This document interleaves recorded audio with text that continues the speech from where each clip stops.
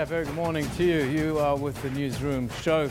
It's myself and Elvis on our own today with you until midday. Of course, it's a big day here on the South African calendar in the Constitutional Court this morning. Yeah, Ben, you know, when we talked about this a couple of weeks ago, people were saying we're overreacting, that we are spreading wild rumors, but we wanted to know what is the truth. What's going to happen on the 1st of April? Yeah. That's in front of the Constitutional Court this morning. It will hear the non-profit organization Black Sash's application to seek the reinstatement of the court's oversight role in the payments to more than 17 million grant beneficiaries. Yeah, lots of stories have come out. 12 days. 12 days is what CPS have pointed out. They say, oh, we need 12 days, so a deal has to be in place by tomorrow, they say. Very latest tomorrow. Well, we'll be in the court this morning. We'll be outside the court shortly, but we're also running a poll. We're asking you, should the ConCourt maintain oversight over the SASA deal? Simple question, Elvis. So far, we have 102 votes in, 23 hours left. 81% of viewing saying yes, that the ConCourt should have that oversight role over the SASA deal. 19% are saying no. Yeah, interesting one. Keep voting, guys. Keep telling us. We've got lots of tweets coming in on this very question. Madise Paul says, Newsroom, Barabile Dlamini feels she owes no one an explanation and failed to even answer to Scopa satisfactorily. This one from Fairfax Truth says, ConCourt SA SASA must not be used as a conduit for fiscal theft, as it is the case with some SOEs. Oh, so says Fairfax. Temba Shlaki Shabangu says, yes, why not? Newsroom. Nahasa says, ConCourt is against corruption, so I hope that CPS won't get the contract. CPS's contract, dololo. Let's hope our grannies won't faint. Yeah, the pressure is on the Chief Justice today. Siafana Zuleshoe says, yes, I think so. Yes, I think so, he says. Keep tweeting us, guys. It's going to be like that the whole day. We'll be live, we're told, around 10 o'clock inside the Constitutional Court itself. Shortly, we'll get an update. But, of course, it's all about that thing today, and we're asking you a question on it as well. Now, Chief Justice Mogoeng, what will he do today? Is it going to be people before processes, Elvis? That's why we're asking this question. So what are your expectations of today's social grant ruling? I want to hear from you. What do you have to say? Let's take a look at what you have to say on the Twitter handle at the SABC Newsroom. Lachasa says, no more useless deductions, no more airtime deductions, no more CPS. Post office will take over, but insufficient funds. On the first. Yeah, Siafana tweets us. He says, I think post office or bank account must take over to pay a social grant. Well, the post office, they've come out and they say, well, we can do this within a sort of 6-month period, and there's no need for another 2 years of CPS. These are some of the issues we're going to be talking about and some of the thoughts that we'd like to share with you, and you share with us on the show, the Newsroom show. But there's also some other news, Elvis. Let's get straight into our work this morning.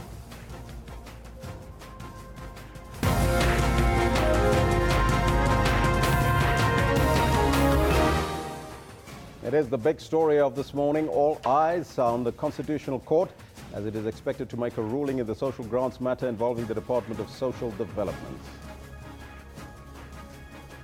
The outgoing AU Commission chairperson, Dr. Nkosazana Dlamini Zuma, is to arrive in South Africa after official exit from the African Union today. And the Deputy President, Cyril Ramaphosa, to answer questions before the National Council of Provinces. Now, those are all your headlines, but before we get to the news, let's find out from Eben. Almost said Makamat. Yeah, give us an update on the sport. Yeah, Kendall's feeling a little bit tender today, so I'll step into the breach here and try and, well, turn back the clock and bring in the sports. True in a game they could have won by 2 or 3, where they won't get 3 in the way of points, but will have to share the spoils. Yeah, PSL champions Mamelodi Sundowns have dropped 2 important points at home against the persistent Polokwane City. Mahrez, who's been fairly quiet for a while. Now it's Albrighton, chance to shoot, and he scores! Mark Albright for Leicester City! And Leicester City, as well as Juventus, have secured a place in the quarterfinals of the UEFA Champions League. And he makes no mistake. expectation that the South African government will have to provide more than what Cabinet had approved could not be sustained in the current economic environment. Yeah, Sports Minister Vigile Mbalula was adamant that the Commonwealth Games Federation's increased demands made it simply too expensive for South Africa to host the 2022 Commonwealth Games in Durban. Well, that's what's on the sports desk today, but let's go over to Elvis for more news. Yes, Eben, it's all about the money from the Commonwealth Games to grant payments. Today, the big story this morning, the Constitutional Court will today hear non-profit organisation Black Sash's application to seek the reinstatement of the court's oversight role in the payments. Social Development Minister Bathabile Dlamini has been widely criticised for her handling of the Social Security Grant Agency SASSA and Cash Paymaster Services saga. The opposition parties in Parliament have accused the government and the ruling party of disregarding the court's ruling on the social grants matter. Others have called for Dlamini to be fired. This as the crisis of grant payments of more than 17 million grant beneficiaries looms. It's unprecedented. All three arms of the state seeking a solution as the country is on tenterhooks. The executive established an interministerial task team. Parliament, through SCOPA, is seeking answers. And now the judiciary, through the Constitutional Court, is asked to allow the service provider, which is at the center of the unconstitutional contract, to continue issuing grants. The only option that appears to be in the short term, this is very important, in the short term, to be Cash Paymaster Services to pay. We're certainly not happy with Cash Paymaster Services or Net1 and the many disputed deductions, tens of thousands, that has happened on airtime, electricity, insurance. But because of the time frames, at least in the short term, with serious oversight by the Constitutional Court.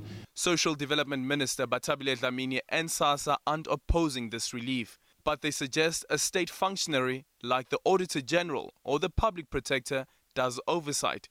It doesn't want the court to be involved in the terms, price and duration of the contract. SCOPA chairperson Themba Godi believes the crisis is self-created.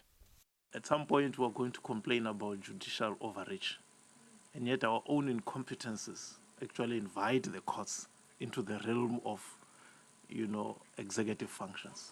Totally unnecessary. Meanwhile, SASSA and the department missed two deadlines to respond to the directives from the Chief Justice. In one of the late replies, SASSA's acting CEO indicates that it knew as far back as April 2016 that the agency doesn't have the capacity to pay out grants. It's an extraordinary case that will force the justices to work around the clock and deliver judgment in record time. All negotiations are currently off the table pending the outcome of the Constitutional Court case. And the heads of arguments from the minister, SASSA and its CEO doesn't make it any comforting that the negotiations are likely to be complex. They further say the new negotiations with CPS may or may not lead to a contract. Alderin Simpier, SABC News, Constitutional Court. We're asking you that question, of course. On your screen right now, what are your expectations of today's Concord social grant debacle, ruling rather? Let's go over to Evan to find out what's the latest from our reporter. Yeah, obviously lots of stories coming out. Of course, the latest being about Cash Paymaster Services saying that they need a deal in place within the next 24 hours in order for payments to proceed on the 1st of April. 24 hours, that's a gun to the head. That almost sounds like a threat to me, Eben. Yeah, that's what some people are saying on social media. We've got all of that. But, well, the uncertainty on how social grants will be paid next month is about to reach breaking point. The Constitutional Court will shortly hear non-profit organisation Black Sash's application to seek the reinstatement of the court's oversight role in these payments. Now, the Department of Social Development and SASSA have also applied to the court to extend this contract with CPS. The court in turn declared the CPS contract invalid, and that's as far back as 2014. Now, CPS has said it would take 2 years for a new service provider to take over the distribution of grants. Finance Minister Pravin Gordhan says the extension of the contract should not be seen as legitimising this deal. Now, for the latest. Our very own reporter, Aldrin Sampier, he's standing by in Braamfontein at the Constitutional Court with a representative of the Black Sash. A very good morning to you, Aldrin. Before you talk to the Black Sash, just set the scene for us. What's happening there this morning?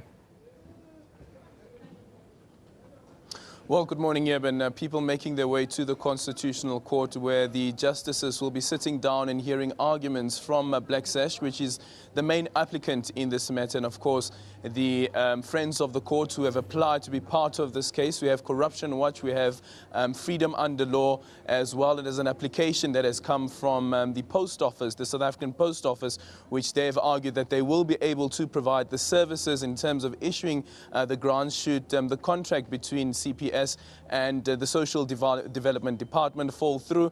And I've just spotted a few DA members who are outside here, the Constitutional Court. We also expect members from the ANC and supporters from the ANC to be making their way to the Constitutional Court. And let me just quickly speak to Evashni Naidu from Black Sash. She's the KZN regional manager. She's going to speak to us basically about the decision for Black Sash that this is a case that we need to intervene in, and we need to go straight directly to the Constitutional Court to make sure that the grants are paid on the 1st of April. Why was it so important to make that decision? Well, Aldrin, in terms of the Black Sash's mandate, our issue is around social security protection for beneficiaries in South Africa. And as many people know, we've been sitting on the ministerial task team mandated by the Minister of Social Development to look into issues around unlawful deductions from social grants. As part of our mandate on that task team, we were also looking at the issue of insourcing by SASSA in order to pay out grants come the 1st of April, knowing that the tender between CPS and SASSA would be coming to an end. Despite several questions from our side to members of the task team, no answers were forthcoming. We've even written letters directly to the minister asking about what the plans were for SASSA in terms of insourcing the grants. And we were getting more and more concerned as each day passed that there didn't seem to be a plan in place in order to ensure that these grant beneficiaries would be paid come the 1st of April. The reason why we approached the Constitutional Court directly is that the obligation to pay social grants is a constitutional obligation. And we felt that because this is the welfare of 17 million people at risk come 1 April 2017, we couldn't go through the other processes. And because the Constitutional Court already had jurisdiction over the contract between CPS and SASSA, we felt that they were the best body which should intervene and have oversight over the proceedings that are currently unfolding in front of us. Well, in the relief that Black Sash is seeking is that the Constitutional Court plays an oversight role over the contract and the layout of some of the some of the nitty-gritties around the contract. And one of the questions that we are asking currently on Newsroom is the question whether the Constitutional Court should provide that oversight. And quite interestingly, you have 80% of the respondents to the SNAP poll that are saying yes. And I wonder what this means for Black Sash, and does it indicate at all an erosion of trust between the public and the executive? I think because of the fear that's been created, because of the uncertainty that's been created in terms of how this is all going to unfold, I think this is why a lot of the parties have felt that maybe having the Constitutional Court having oversight over this issue will protect their reputation as well, because they will need to report and give feedback on a quarterly basis to the Constitutional Court about how the contract is running, about measures that are being put in place going forward after the interim contract comes to an end, etc. And for Black Sash, we consider that a victory, that not only the Constitutional Court is probably going to rule in our favor, but that the parties to the matter are also not going to oppose that issue, including CPS, DSD and SASSA. And that makes us hopeful that this can then be resolved, and come 1st of April, there should not be any issues in place going forward. And there is, of course, that sense of urgency, and we heard from Serge Bellamont from CPS, from Net1, the mother body of CPS, indicating that there needs to be a contract that's signed no later than today, otherwise they will struggle to make sure that payments are met by the 1st of April. But now we have a new application coming from the Post Office saying that they are willing to take over the payment of these grants. However, they are making two suggestions. One of those suggestions is, of course, a voucher system, which they can carry out immediately, or otherwise they will have to work with CPS until the mechanisms is being handed over to the Post Office to carry out the service and provide the service that CPS is currently providing. Is this one solution that Black Sash will be amicable to? You know, I think at this point in time, the solution that Black Sash will be most amicable to is the one that is as least detrimental to beneficiaries as possible. We think that because CPS already has the infrastructure in place, that they obviously would be the most viable recipient at the moment. However, our concern is what those terms and conditions of the contract between CPS and SASSA will be, and that is where we feel that the Constitutional Court should continue to have oversight of that contract as it's being negotiated. We're concerned that they're saying that it should be signed by today, because as it is, we know that the infrastructure is in place, so we're unsure about what the urgency with that signature needing for the contract to be signed today is, especially knowing that most of the parties are going to be in court today as well. So we're feeling that that's creating more pressure on SASSA and DSD at the moment. Hopefully, going forward, post this interim contract, the post office may be the most viable option because they are a state entity and can be managed within the state, within legislature concerning state entities, etc. So we're open to any option that is not creating any detrimental effect to beneficiaries. Is one of those options that you would be open to in terms of the reply from the Minister, SASSA and the CEO, that instead of having the Constitutional Court provide the oversight, that it should be a state organ like the Auditor General or the Public Protector that does that role, that plays that role rather? We think that those two entities are already overloaded with other issues that are continuing in South Africa, because this is a constitutional obligation, and because the Constitutional Court has carried out this mandate quite effectively with regard to the contract that's coming to an end. We feel that the Constitutional Court should continue to play that oversight role rather than the other state entities. I'm going to ask you a political question before I let you go. The President has said that we need to cool down. This will be sorted out. He believes that on the 1st of April, the social grants will be paid. Many, including political parties in Parliament, have made a call on the President saying that the President must let go of the Minister of Social Development, Bathabile Dlamini. That's also come from a member of the Tripartite Alliance, Kosatu, saying that the Minister must go because of this debacle. Where does Black Sash stand with regard to that? With regard to the Black Sash, we're an apolitical organization, we're a non-governmental organization. For us, our priority is the welfare of beneficiaries and the welfare of all South Africans. And our motto, as you can see, is making human rights real.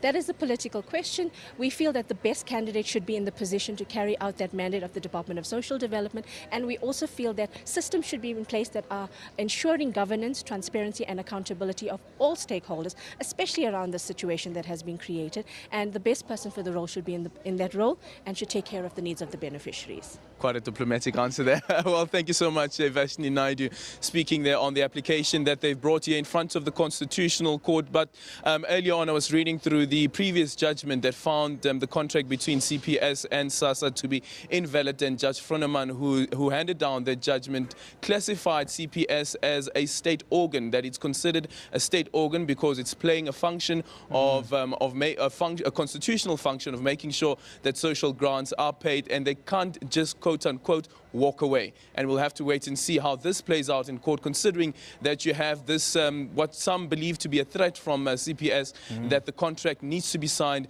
before the end of today. There needs to be a contract in place and to make sure that the grants are paid on the 1st of April.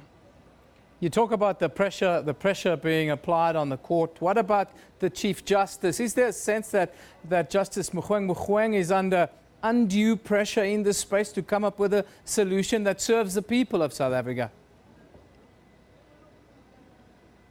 Well, it's definitely a lot of pressure, not only on the Chief Justice, considering that there are 11 justices that sit on the Constitutional Court bench. They all have to sit down, and as I indicated earlier on, that in the insert that was played earlier on, is that the judgment will have to be handed down in record time. We know that with the Constitutional Court cases, that the matter is being set down for arguments, and oral arguments are being heard, and after that, the Constitutional Court then reserves judgment to make sure that they put together a judgment that sometimes come out even months after the oral arguments being heard. But now we see that we don't have time to sit down for months until a judgment is being handed down, considering that the contract between CPS and SASSA comes to an end on the 31st of March. So there is definitely pressure on the Constitutional Court, all 11 justices, and considering that Chief Justice Mogoeng finds this case so important, so crucial, that he has written to the Minister before and SASSA demanding questions around this debacle, and at which point did SASSA know that they will not be able to play that role that they indicated to the Constitutional Court, that by April 2017, the 1st, they'll be able to have an internal function to make sure that grants are paid. Now we know that they don't have that internal mechanism, and of course the minister rather, as well as SASSA, responded to the Chief Justice, although that response was quite late. And considering that the Chief Justice then sent another letter to them demanding that they explain why their response to them was late, really points to how crucial this matter is. Before you go, we see there are lots of friends of the court outside the court with placards and the like. Talk to us about the role of the friends of the court who've come in, and then also who are protesting out there. But also, if you can just tell us what time are we getting underway inside the courthouse today? Well, the court case is expected to start at 10 o'clock.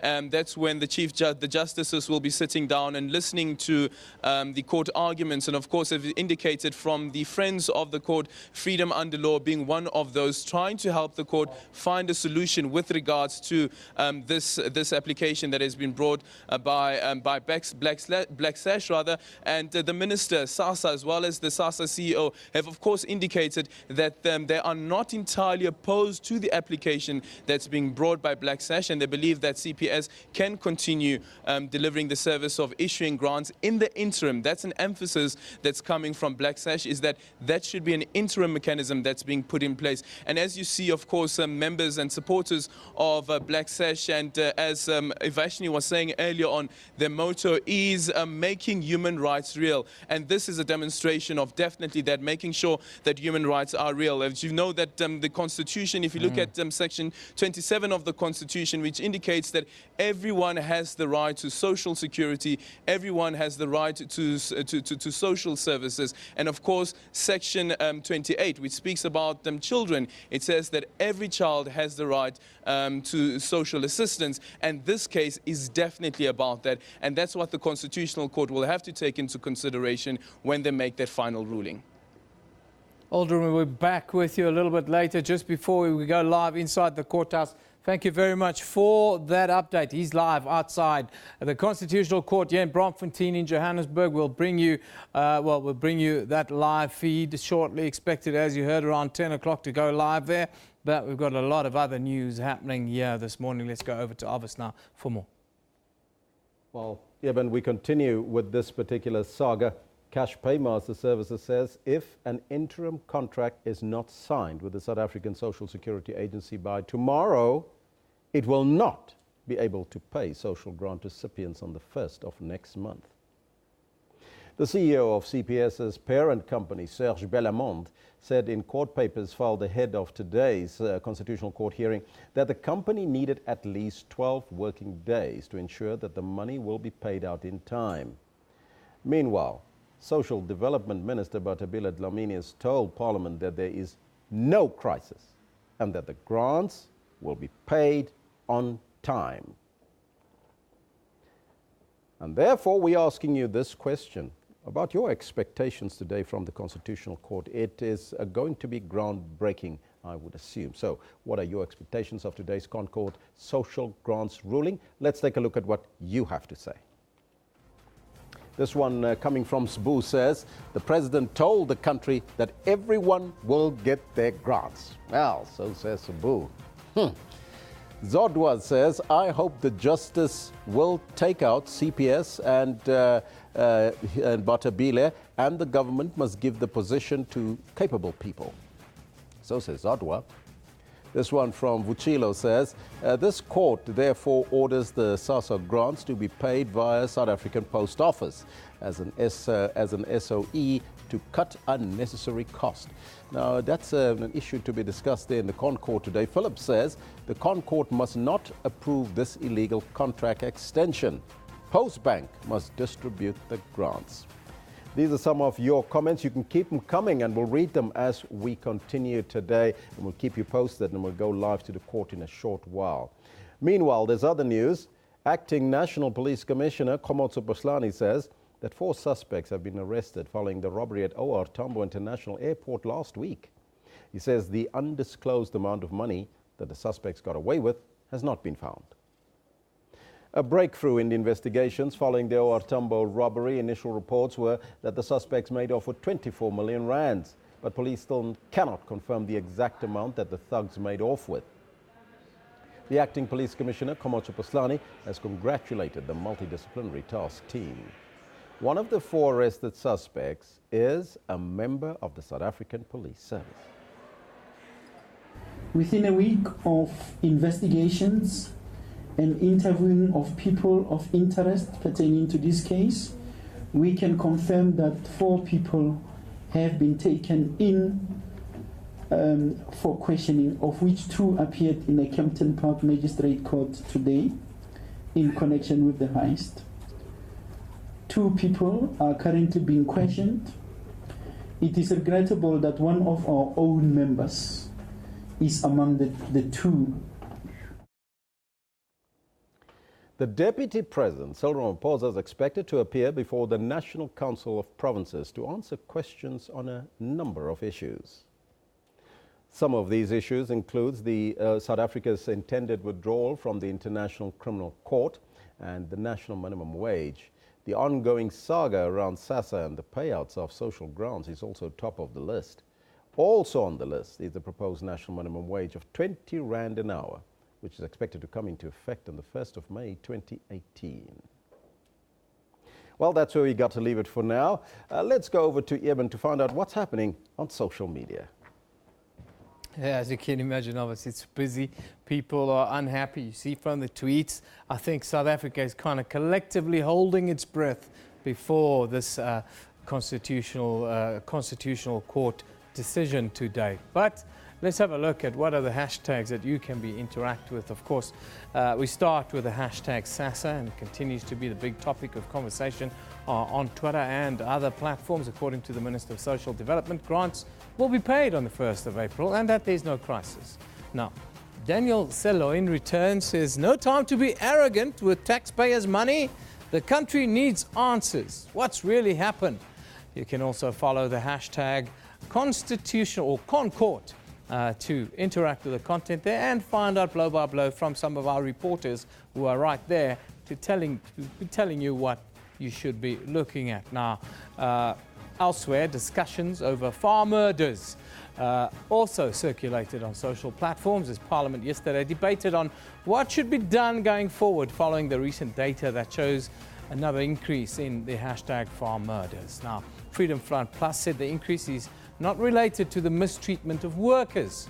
Loko Moka says, can you imagine what would happen to this country with no farmers? We need to protect them, irrespective of race. Sober thought.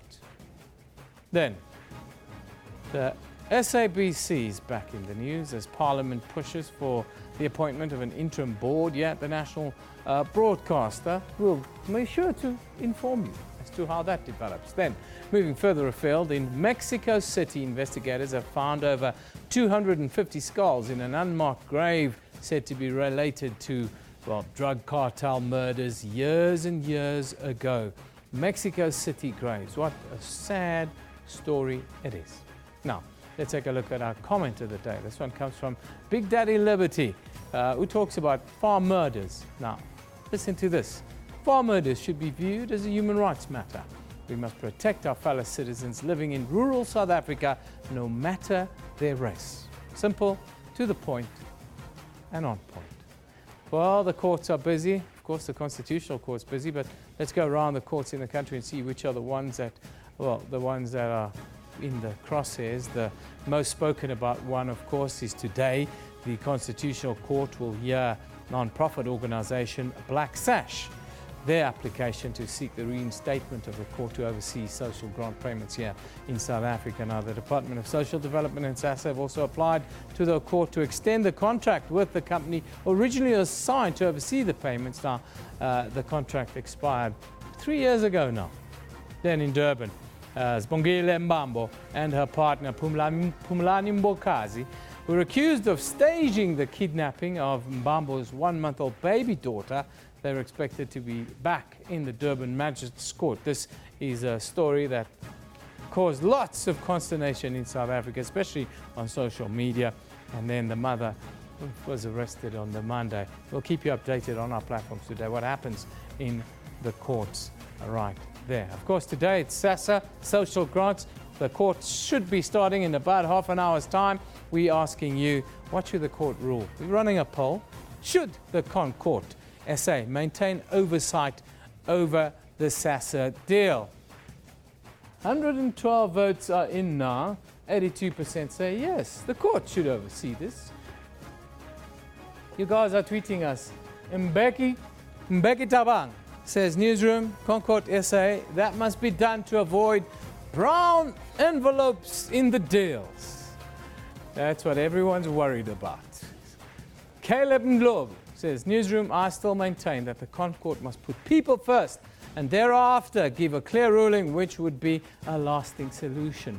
Caleb, what sort of precedent does that set for the judiciary in general then in South Africa if we put people before processes? Mokai Wabochabelo says, Newsroom, yes, the Concord should maintain because their only option that our grannies won't faint. Yes, our grannies are worried. Balamile, the people will be hungry, they say. And that should be the key consideration. We'll be back with more after a short break.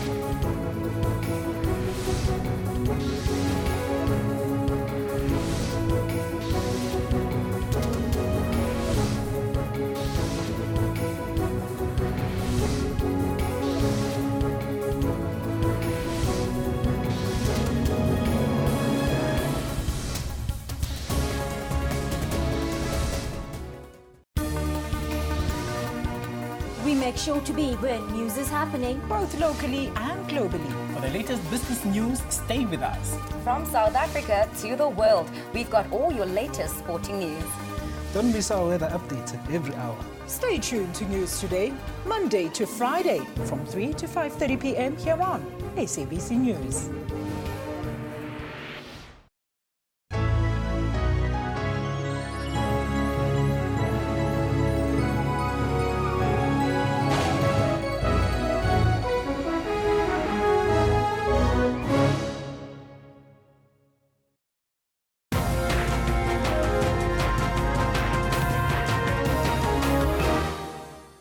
Call it what you like, SASSA debacle, SASSA crisis, gun to your head, Russian roulette.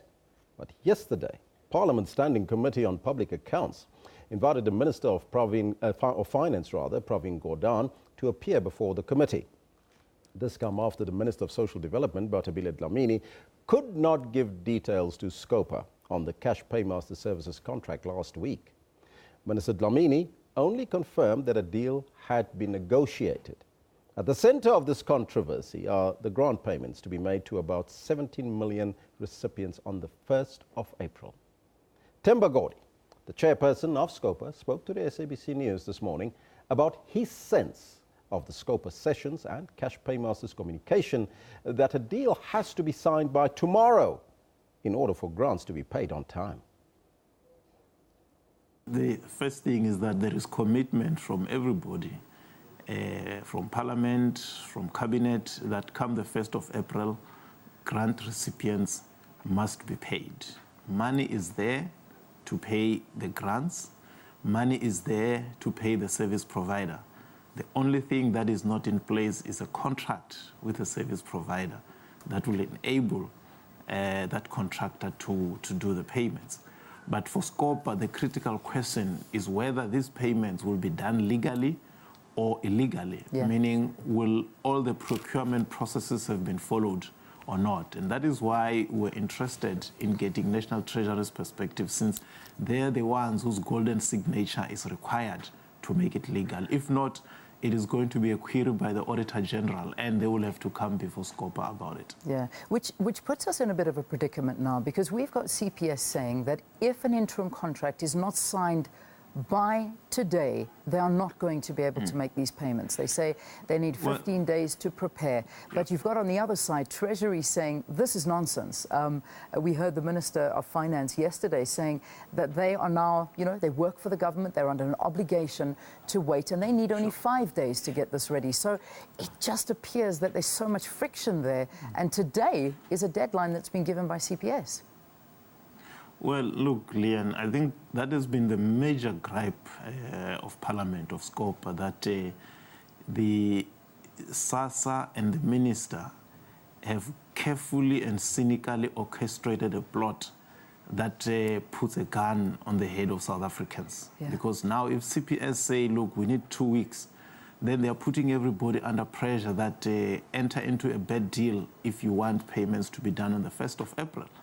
And yet we knew 5 years ago that on the 31st of March 2017, this contract is going to end. Why is it that nothing was done until this late hour? I think that is where our major gripe is as Parliament, that this is a cynical ploy meant to guarantee CPS on conditions that will be favorable to them, and not economical as required by the Constitution and the PFMA. Yeah. When you say SASSA and the Minister, you're obviously talking about Minister Batibile Dlamini.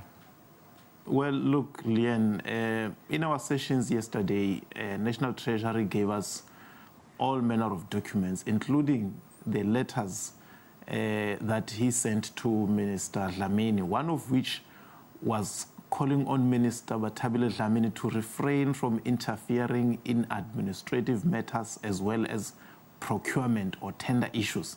So she has actually been the source of the confusion that is there, because she has, against the law, interfered in administrative process to try and push things in the direction of a personal choice.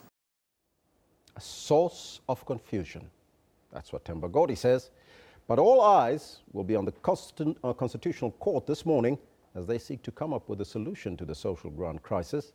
The court will today hear the non-profit organization Black Sash's application to seek the reinstatement of the court's oversight role in the payments. Social Development Minister Batibile Dlamini has been widely criticized for her handling of the Social Security Grant Agency SASSA and Cash Paymaster Services saga. Opposition parties in Parliament have accused government as well as the ruling party of disregarding the court's ruling on the social grants matter. Others have called for Dlamini to step down. This as the crisis of grants payments of more than 17 million grant beneficiaries loom.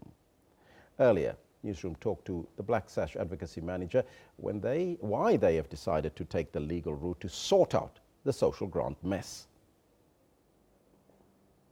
The directions by the Chief Justice that this information needs to be supplied by 4 o'clock on Monday next week, I jumped for joy, because the very question about how much the deal will cost, the nature of the contract between Cash Paymaster Services and SASSA, is the crux often of many of our struggles in showing the transparency on an already unlawful, invalid contract that has run its course. It's ending on the 31st of March.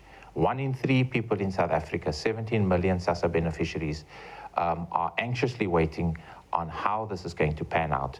There's been many initiatives, both in the judiciary and in the legislature, that seeks to find clarity. Now, unlike the earlier newscast about PRASA, it is important for the viewers to remember that SASSA is not a state-owned company or an entity.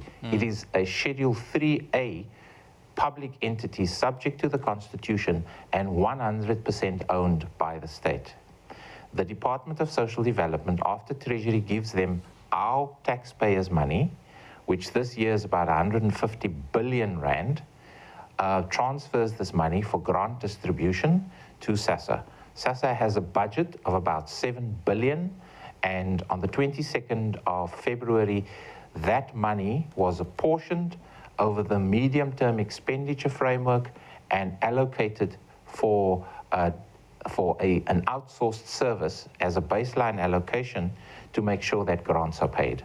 The judgment, the directions given by the Chief Justice Mogoeng is an important intervention by the highest law decision maker, the judiciary in our country, because it demands that this information that was kept hidden for so long will be made public once it is responded to by SASSA, hopefully by the deadline of 4 o'clock, because the time is ticking. We've got less than a month before people will know what their fate is.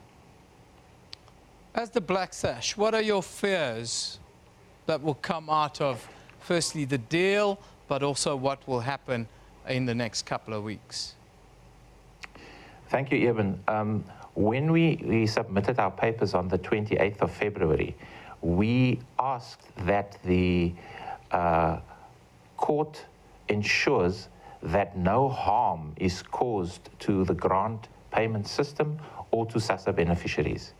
We have been very concerned and deeply passionate about the fact that the hardship already caused as a result of the nature of the bank account established, set up by 3 entities, namely SASSA, Cash Paymaster Services, and Grindrod Bank.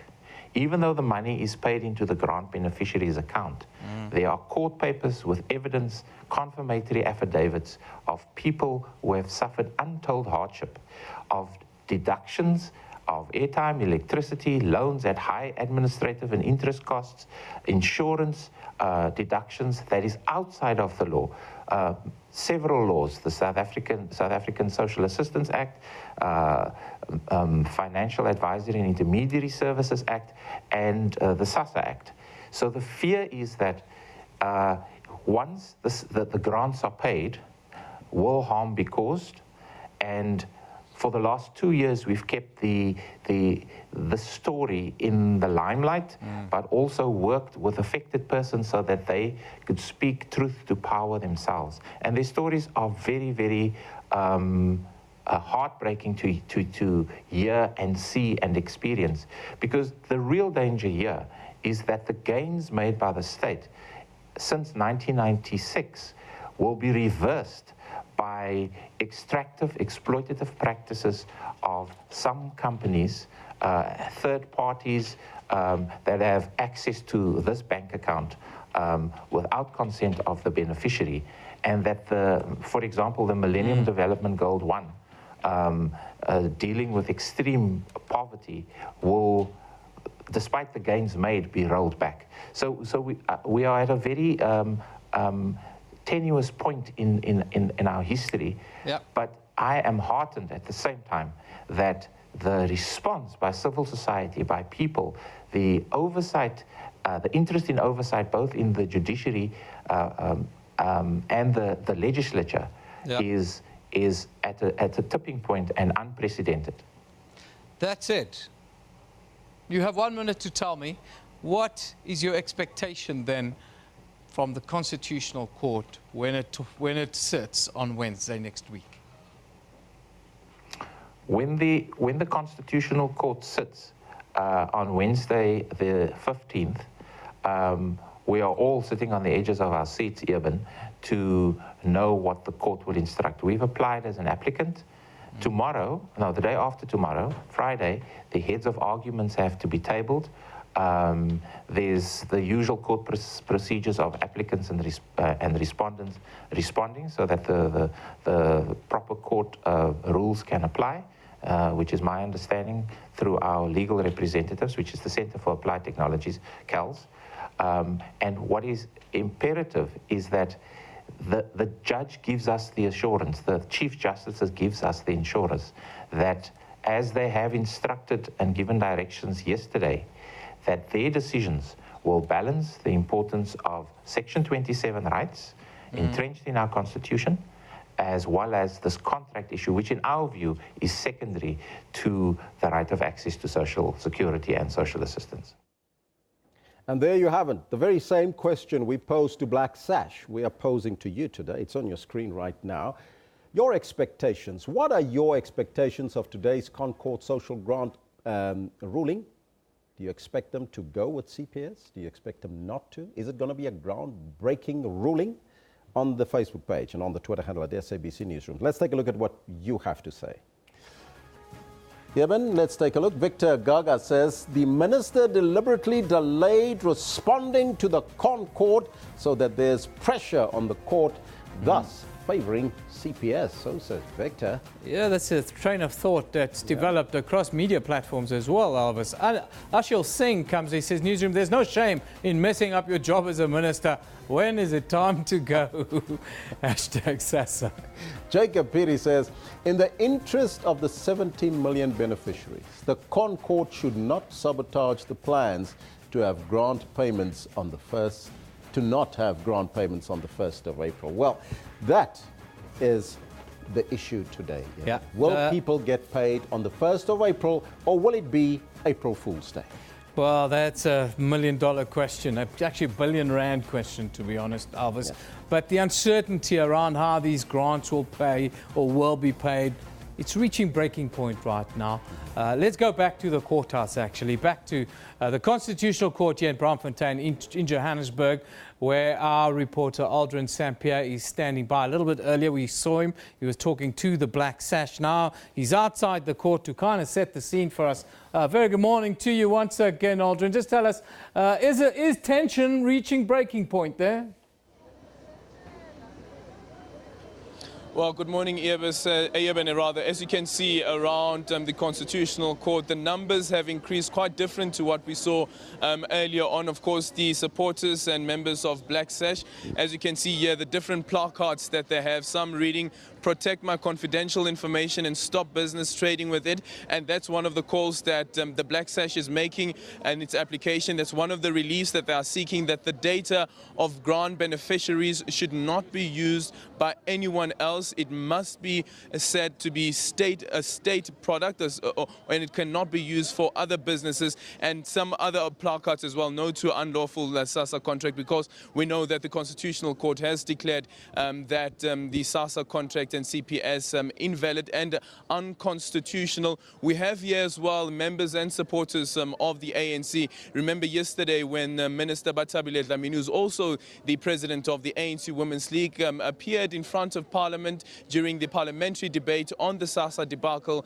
There were also supporters and members of the ANC in the public gallery cheering her on as she was speaking, and it seems this time it's no different. I just quickly want to speak to some of the people who have come here outside the Constitutional Court. Inside, it's already packed to capacity, so there are no seats available inside. And here we have some of the ladies who have decided to come and join this Constitutional Court demonstration outside the Constitutional Court. Mama nje kokuqala sikhulume ukuthi kungani wena namhlanje ula? Mina nguthabile Mahlangu, ngibuya eChief Lithuli ku-organization ebizwa sekusilekhaya Healthcare and Support. Ngila ngizosupporta iBlack Sash ngoba sisebenza ngomphakathi, sihlangabezana nenkinga eziningi, like inkinga ngabantwana abahlala nabogogo abadidakuthelwa imali, and nabantwana abahlala nabazali, abantwana abazalele la eSouth Africa, abazali babo babuya ngaphandle ama-foreigners. They can't get birth certificates, and nase home affairs abanye abantwana abaningi babhala matric without ama-IDs. So sila sizosupporta iBlack Sash ukuthi mayisize kuma-communities wethu, especially singama-organization. 10 years along the line ngisesena same problem, abantwana abakhona ukuthola ama-grant, bayahlupheka emakhaya, and ugovernment wakithi ukuthi akenze izinto ngcono. Even nathi we are going to support him ukuthi kuma-programs afakwayo ukuthi thina siyama-organization sime naye. Well, just quickly for the benefit of our listeners at home, she is from a local-based NGO, community-based NGO that takes care of the elderly as well as destitute children. And she indicates that some of the children that the organization takes care of, which is not part of this case though, but quite crucial, is that some of these children are children that are born from families that are immigrants or illegal immigrants in the country. And those children have been struggling to get their birth certificates, some even going as far as matric. Mama kokuqala ke asikhulume ke ngendaba yokuthi le court case yanamhlanje i-Black Sash ithi imali mele zibhatalwe nge-1st zika April. Bayabona ukuthi kungaba nenkinga enkulu le mali mangabhatalwa. Kakhulu ngivumelana naloko ukuthi kungaba nenkinga. So wena ufuna ukubona kwenzakaleni namhlanje? Mina namhlanje ngifuna kubonakale ukuthi izidingo zethu esizozicela ukuthi ziphumelele ukuze kuzophela ububha emphakathini wakithi, ngoba indaba yokuthi imali ingene late bagcina abantu beseyikoledini ngoba lokuyoboleka nokuyokweledisa eziphaza kugcina imali mayifika imali iphelela nje emoyeni and then ibanga indlala endlini and then nokuthi nokugula abanye bayagula bathatha i-treatment ngaphandle kokudla. So if ethola imali izofika late yonke into iba late, obvious. Well, that's quite a deep concern there, Eben. And I guess this is something that most people haven't even highlighted, is the importance of these social grants and the role that they play, the money that they get from government and the role that the social grants play. For instance, as she's just indicated that there are families, there are those grant beneficiaries who are ill and who are on treatment and who need food. So if the monies are not paid on the 1st of April, that will be a catastrophe. Ukhona phakathi kweni la namhlanje oyithola i-social grant? Ukhona oyithola? Mama nje athi ngikhulume ngespeed nawo ke. Ucabanga ukuthi nge-1st zika April sizwile ko uMata Bathabile Dlamini athi ama-grant azobhatalwa nge-1st zika April. Now wena unesiqiniseko salokho? Nna ke kopa go bua Setswana. Nna ke nagana gore ke tšhelete ya diwana re tlo go e kry-a, because if a re sa tlo go e kry-a bana ba gona ba tsamayang ka transport go ya dikolong e tlo go ba mathata, because bontate ba transport they are not going to transport our children without paying them. So I think that money is going to come.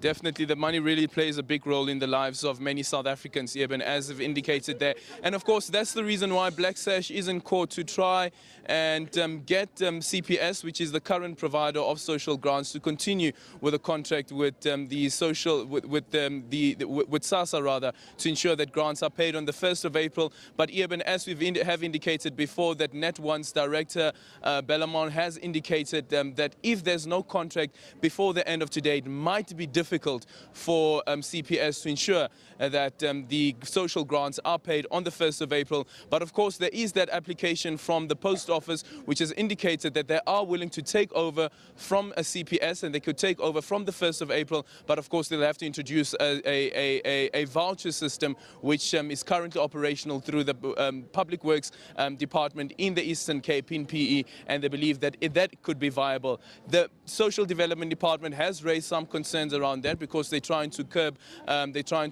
fraud, and they've indicated before that this contract between a CPS as well as a Greenrod Bank, which is the bank that has created the bank accounts for these grant beneficiaries, with using the biometric system, has helped to eradicate fraud, and the department has saved close to 10 billion rands over the past 5 years. Aldrin, thank you very much for that update. That's our reporter, Aldrin St-Pierre. He is live outside the Constitutional Court here in Braamfontein. We expect to be minutes away now from that, from matters to proceed inside of the Constitutional Court. Of course, a full bench will tell us today how this matter will proceed, and we will find out whether we'll get paid our grants here in South Africa on the 1st of next month, that is April. We're running a poll, of course. Should the Constitutional Court maintain oversight over the SASA deal? Simple, to the point.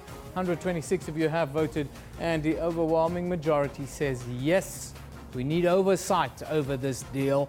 Too much water has gone under the bridge, people are saying. Sia Frans tweets us, he says, 17 million beneficiaries, and upholding the law can be archived on the 1st of April. The post office in general areas and the South African Defence Force in remote areas.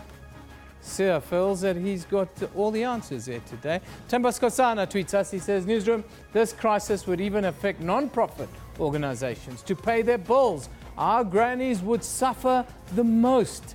Pemba, that's an interesting question. There are lots of questions that emerge. The one that the finance minister asked yesterday, which is very pertinent, and he asked, why do they have to hang on to this money for 5 days? For 5 days, CPS and Grunrod Bank have to hang on to these billions for 5 days before payment. Some say, well, yeah, interest. That's why. That's how they make their money. What do you think? Tweet us. I'd like to know what you think, because everyone has a view on this. Anyhow, we're counting down till the top of the hour when hopefully we'll be live inside the Constitutional Court. Before we get there, let's just go around the world and take a look at some of the other stories on the front pages right now. We'll start in the United States. The USA Today reports that President Trump paid $38 million in taxes in 2005 on an income of more than $150 million. This is according to a senior White House official who confirmed this last night. Then in the UK, The Guardian says social media companies including Twitter, Facebook and Google have come under pressure from MPs for failing to take tougher action to tackle hate speech online. Yeah, it's something that faces all of us around the world. Hate speech bill is coming in South Africa. Then we go down to Australia, where the Australian reports that scientists have added 400 million years to our branch of life after uncovering a 1.6 billion-year-old algae fossils. Yeah, we come from algae. That's where we come from, in case you were wondering. So let's go onto our Facebook page now. Don't forget to like our page. These are the top stories. The National Assembly will today debate the Communications Committee's report, which recommends that 5 persons should serve as non-executive directors on an interim board here at the SABC. Then we also see the African National Congress, that's the ANC in Johannesburg, says it's appalled by the alleged conduct of city officials arrested in connection with illegally selling of land and RDP houses. Finally, Saudi Arabia hailed a historical turning point in US-Saudi relations after a meeting between Donald Trump and the Deputy Crown Prince Mohammed bin Salman highlighted the two leaders' shared view that Iran posed a regional security threat. All of that and more on our Facebook page. Well, we're counting down, minutes away now from going to the Constitutional Court, but let's first have a look up at the weather.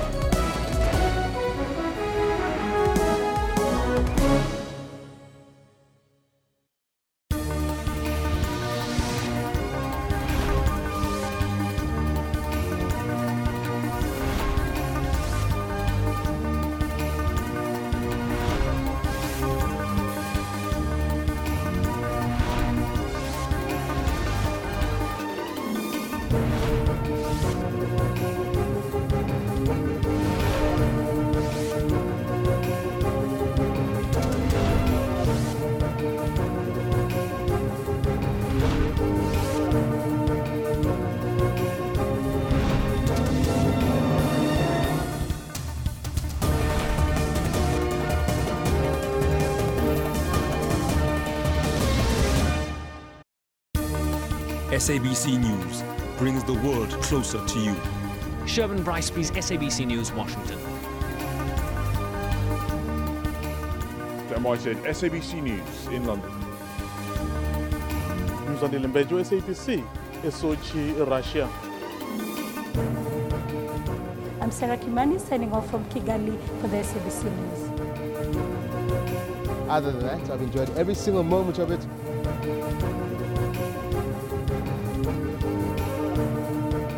Crisaldo Lewis, SABC News at Wits University. SABC News, Africa's news leader.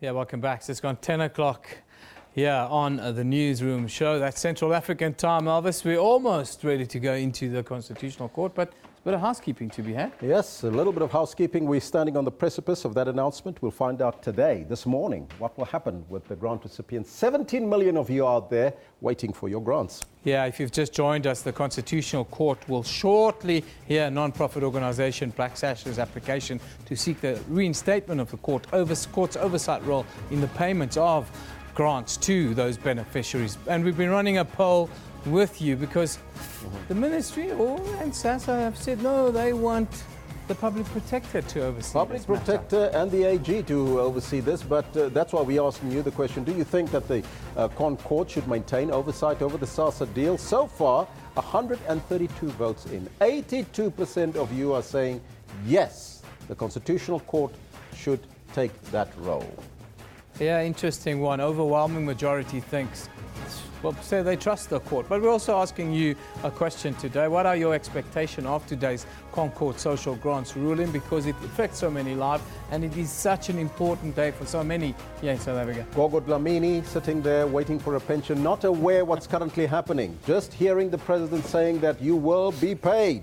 Gogo Dlamini is asking, will I get paid on the 1st? That's what we're asking you. Unati Grootboom says, I expect the Concord to say grants will be paid and CPS is the last time they will pay the grants. So says Unati.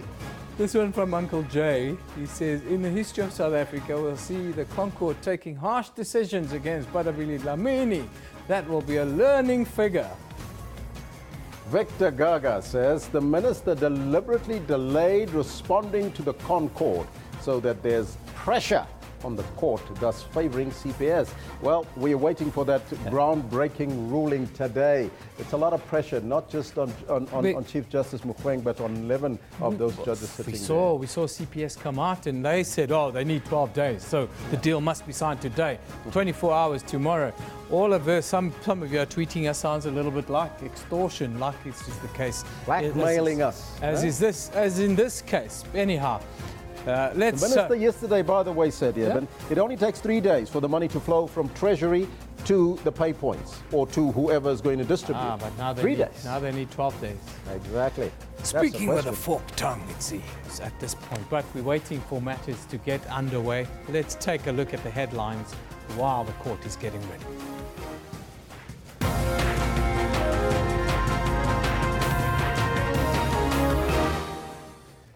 All eyes on the Constitutional Court as it is expected to make that ruling in the social grants matter involving the Department of Social Development. Outgoing AU Commission Chairperson Dr. Nkosazana Dlamini-Zuma will arrive in South Africa this morning after official exit from the African Union. And later on today, the Deputy President, Cyril Ramaphosa, will answer questions before the National Council of Provinces.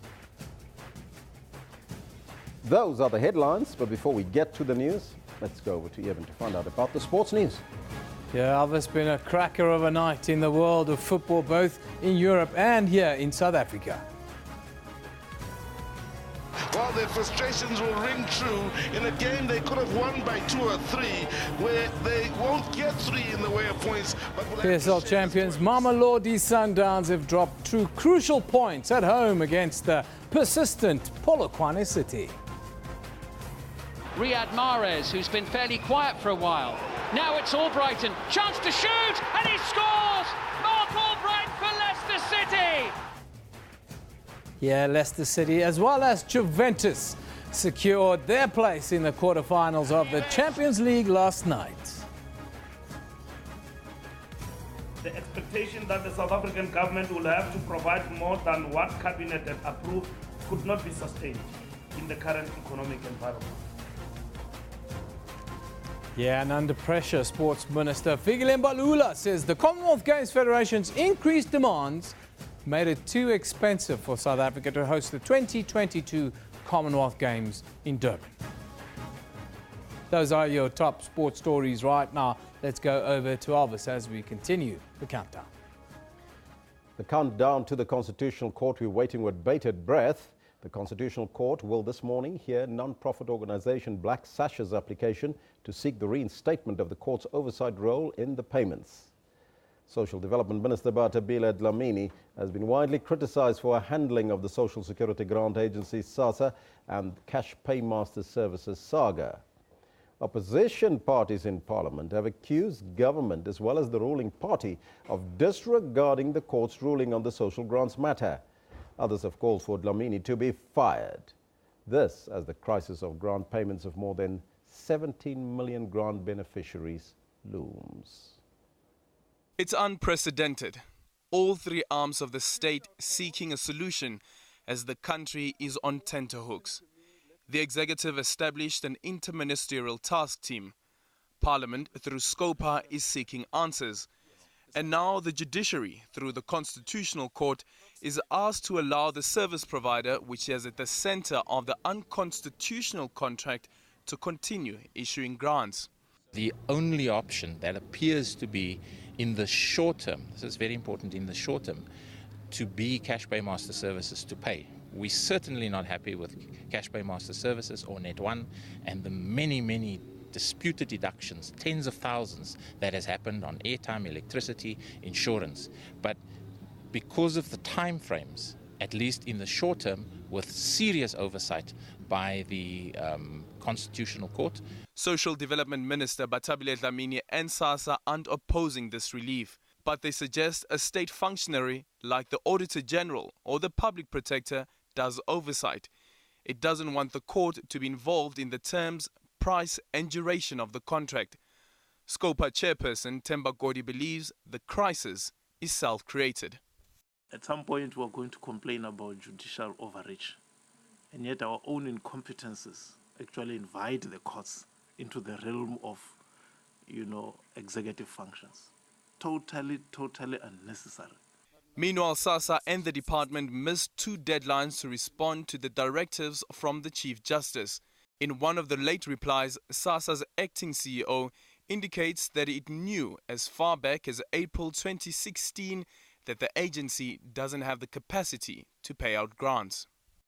It's an extraordinary case that will force the justices to work around the clock and deliver judgment in record time. All negotiations are currently off the table pending the outcome of the Constitutional Court case. And the heads of arguments from the minister, SASSA and its CEO doesn't make it any comforting that the negotiations are likely to be complex.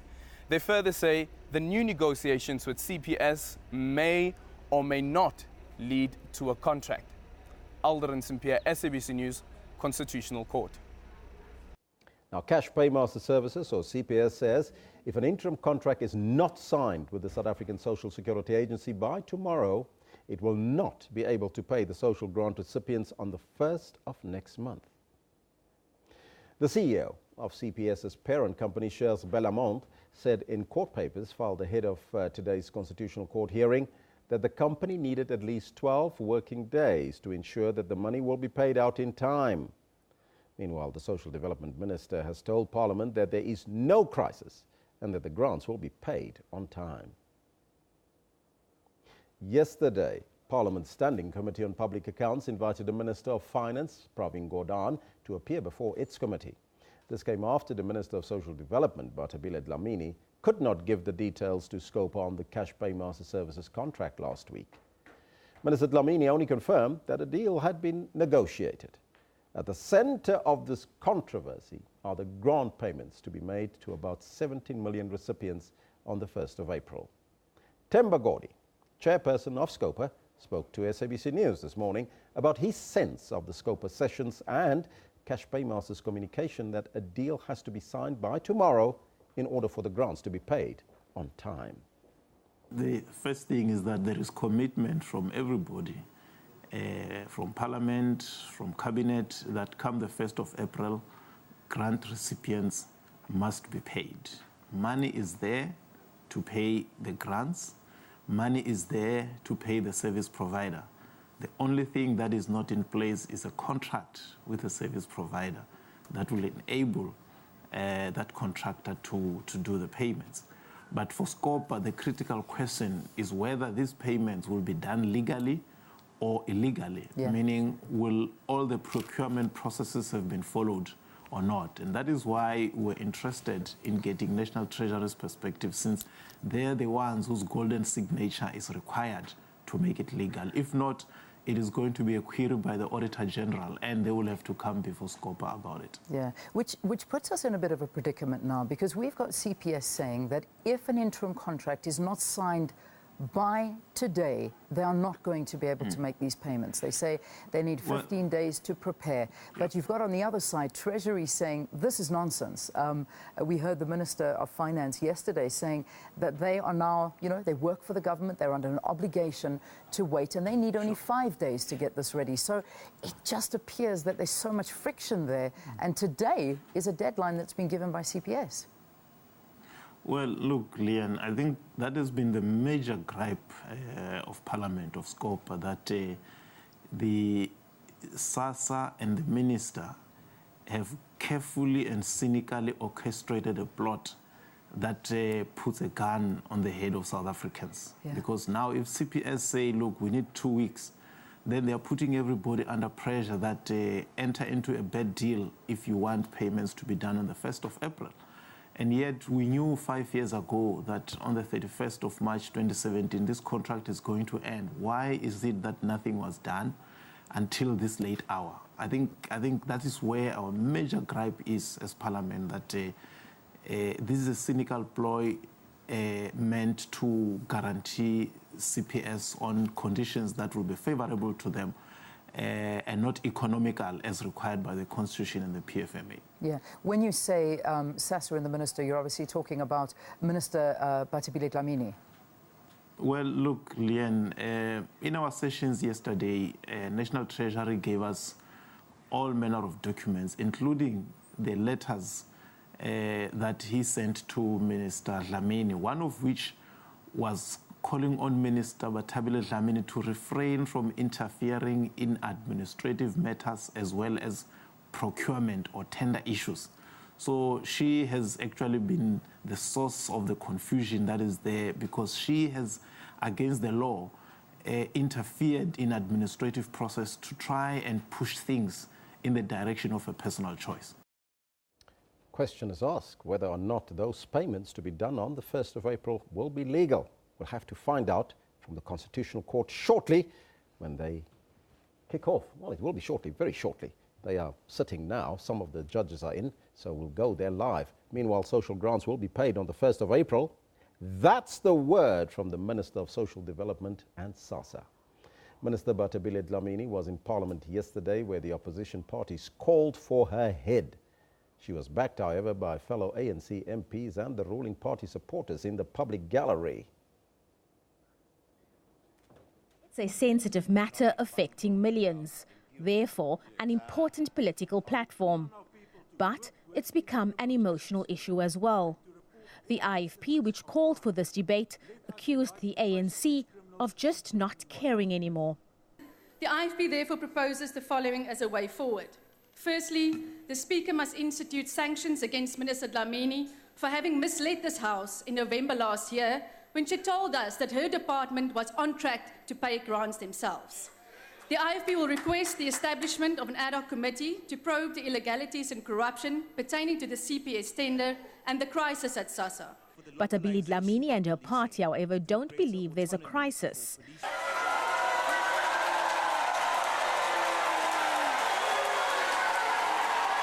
Order. Dlamini attributed the entire debacle to opposition efforts to remove the ANC. The opposition claims that there is a crisis at SASSA, is therefore nothing more than a mere self-serving propaganda and political grandstanding of the highest order. They must stop with their scare campaign, which has caused public panic and anxiety. And the ANC stands by her. Let me educate you about the ANC. It is the ANC that has put poverty eradication as the top priority in their manifesto. Most opposition parties questioned the minister's conduct. With 2.5 weeks to go until the current invalid contract with CPS expires and no alternate plan to ensure grants will be paid, this is an unbelievable example of recklessness and hopeless inability of Social Development Minister Usisi Dlamini, who has put the livelihoods of millions of our people at risk. It is a fact that the Minister Batabile Dlamini has done everything in her powers, including undermining the Constitutional Court, to ensure that the country has no other option but to continue with the unconstitutional and illegal contract with ECPS. The NFP reiterates its position that government should not be allowed to outsource its responsibilities to private sector. It is the function of the government to look after the welfare of our people. Under normal circumstances, this matter should have been occasioned by an investigation of a Judicial Commission of Inquiry. Well, unfortunately, we have to fade out of that. As you can see, these are the live pictures. The Chief Justice and other justices have just taken their seat in the Constitutional Court. Let's go over to Braamfontein now for this landmark ruling.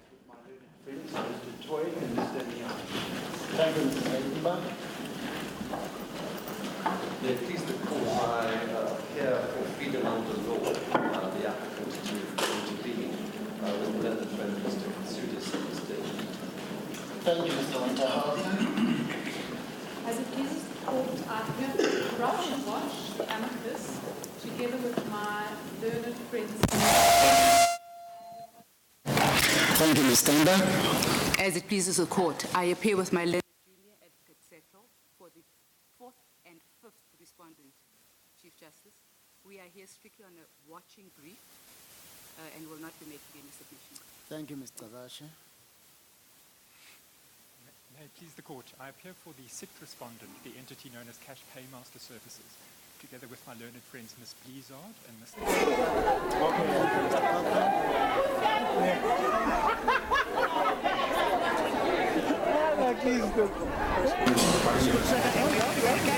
Thank you, Mr. Tatawe.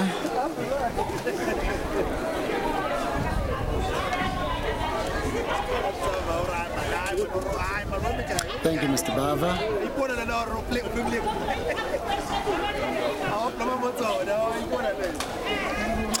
Thank you, Mr. Chitando. Mr. Badlander? Is it going to be 5 or 10? I'll stay with 10, Chief Justice. Chief Justice and members of the court, just under 3 years ago, on the 17th of April last year, this court made a remedial order in the all-pay case. That order was designed to ensure that there would be no interruption in the payment of social grants. In 16 days, the CPS contract for the payment of social grants will come to an end. As we stand here today, no one knows who will pay the social grants in 16 days' time. SASSA has known since at least the 17th of April last year, almost a year ago, that it will not be able to pay the grants itself when the CPS contract expires. The Minister says that she has known since October 2016, 5 months ago, that SASSA will not be able to pay the grants itself.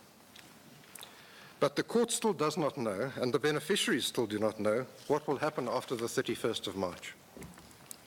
And so the Black Sash brought this application for 4 purposes. First, to ensure that there is effective oversight in respect of payment of the grants after the 31st of March, the immediate crisis. Second, to ensure that the present intolerable situation does not again arise when we come to the end of whatever contract is now concluded. Third, to ensure that CPS is held to its constitutional obligations. And fourth, to protect beneficiaries against the abuse of their personal information. And I'm going to address each of those in turn. So the last one, Mr. Badlander? The last one, Justice Madlanga, is to ensure that beneficiaries are protected against the abuse of their personal information. So the first issue, what will happen after the 31st of March? Who's going to pay the grants? On this, there is no greater clarity today than there was 3 years ago when the court made its remedial order, or a year ago when SASA knew that it wouldn't be able to pay the grants, or 5 months ago when the minister said that she learnt of this, or at the end of last month when this litigation was launched. All we know is that 3 days ago, SASA applied to Treasury for permission to enter into a contract with CPS in a manner that is inconsistent with the principles in Section 217 of the Constitution. No one knows, and SASA itself does not know, for how long such a contract would be or what its terms would be. The negotiations with CPS have been terminated. Fresh negotiations will commence only if and when Treasury gives its approval. Yesterday afternoon, on the eve of this hearing, CPS filed an affidavit attaching a letter which it sent to SASA last Friday, the 10th of March.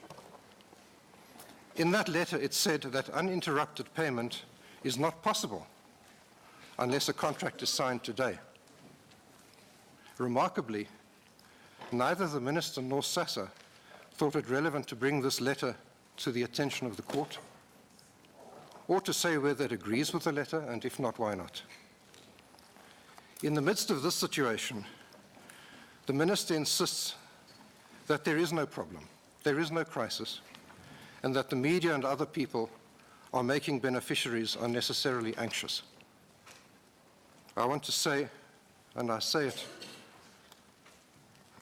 not lightly, that anyone who is not anxious about the situation which the minister and SASA have created is simply not paying attention. And so the first issue raised by the Black Sash, what will happen after the 31st of March, simply has no answer.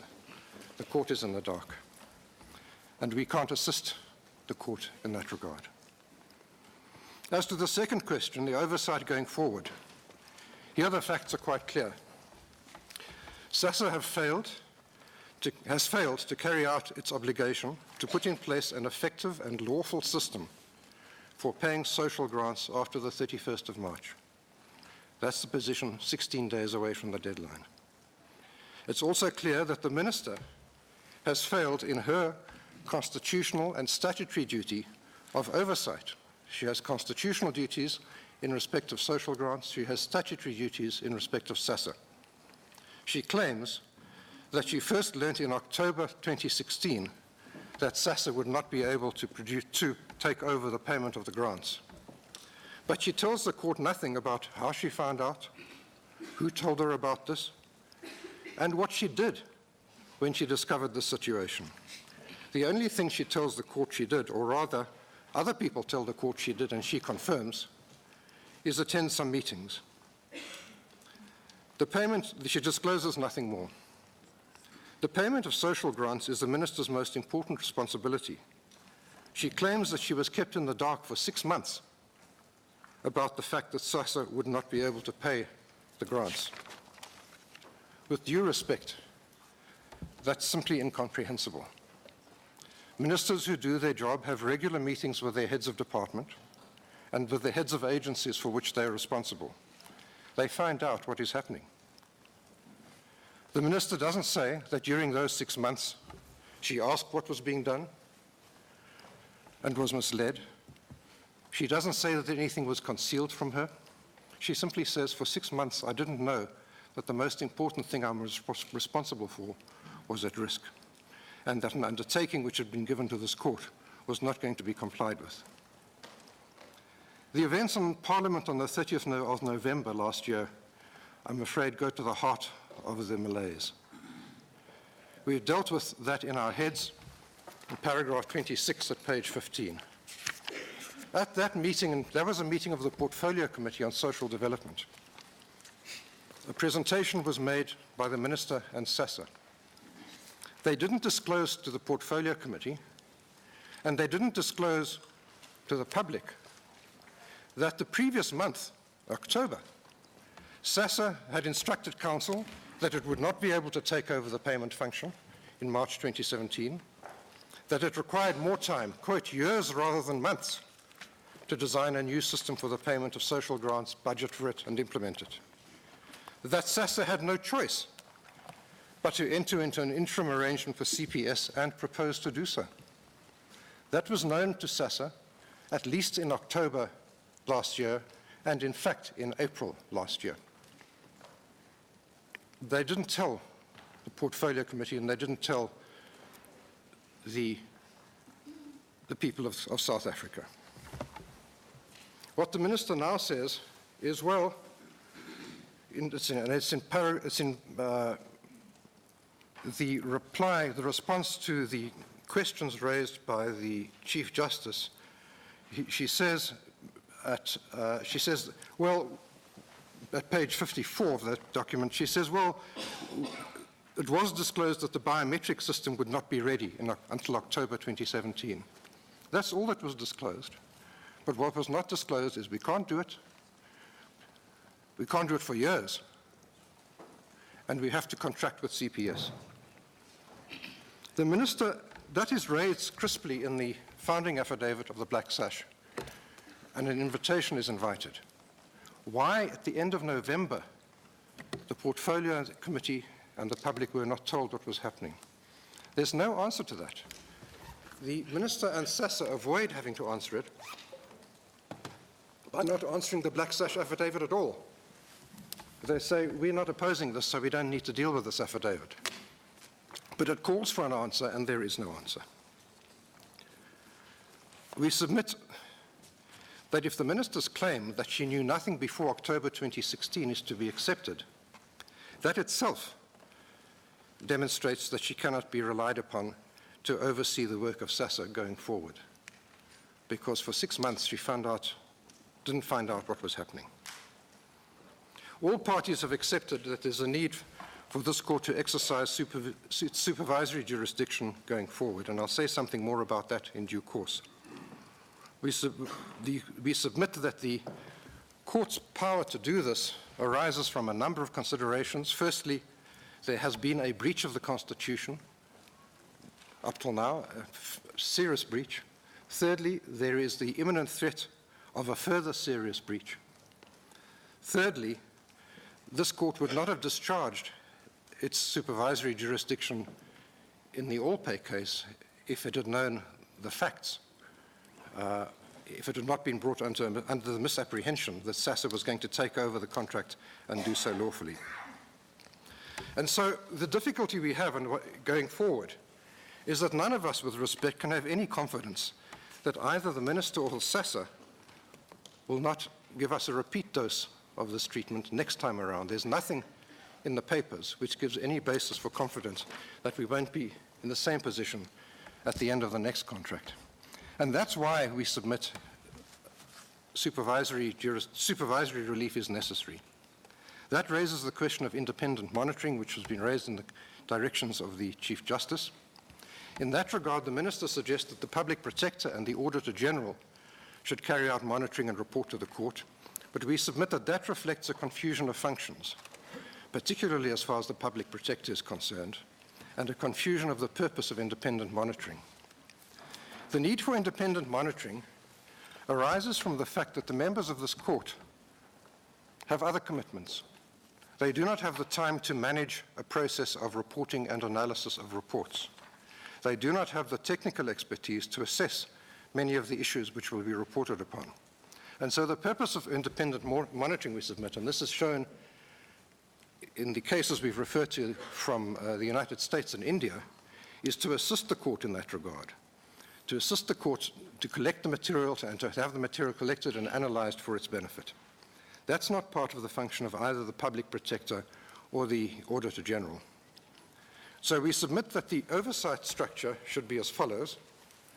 Firstly, the court should exercise supervisory jurisdiction, either on the basis of a revival of its all-pay jurisdiction or on the basis of a new supervisory jurisdiction in the Black Sash case. It seems to matter not a great deal which it is. Secondly, there should be independent monitors appointed by the court with the capacity, should be people or entities who have the independence, the capacity, and the technical skills to monitor the contract and its implementation. Thirdly, the monitors should be entitled to engage experts to assist them. Fourthly, the monitors should report to the court on at least a quarterly basis, and whenever else they consider it appropriate. Issues may arise between reports which call for action. Fifthly, the reports of the monitors should be a matter of public record. Sixthly, the court should give such directions as it deems fit in the light of the reports it receives. If that system of oversight is created, there's the reality of oversight and accountability. And of course, in reserve is the power of the courts always, or the right of individuals or organizations always to approach the court and to ask for relief. But that doesn't need to be built in it. That's simply part of our system. Mr. Bartlander, your 10 minutes has been up for a while, but before I forget,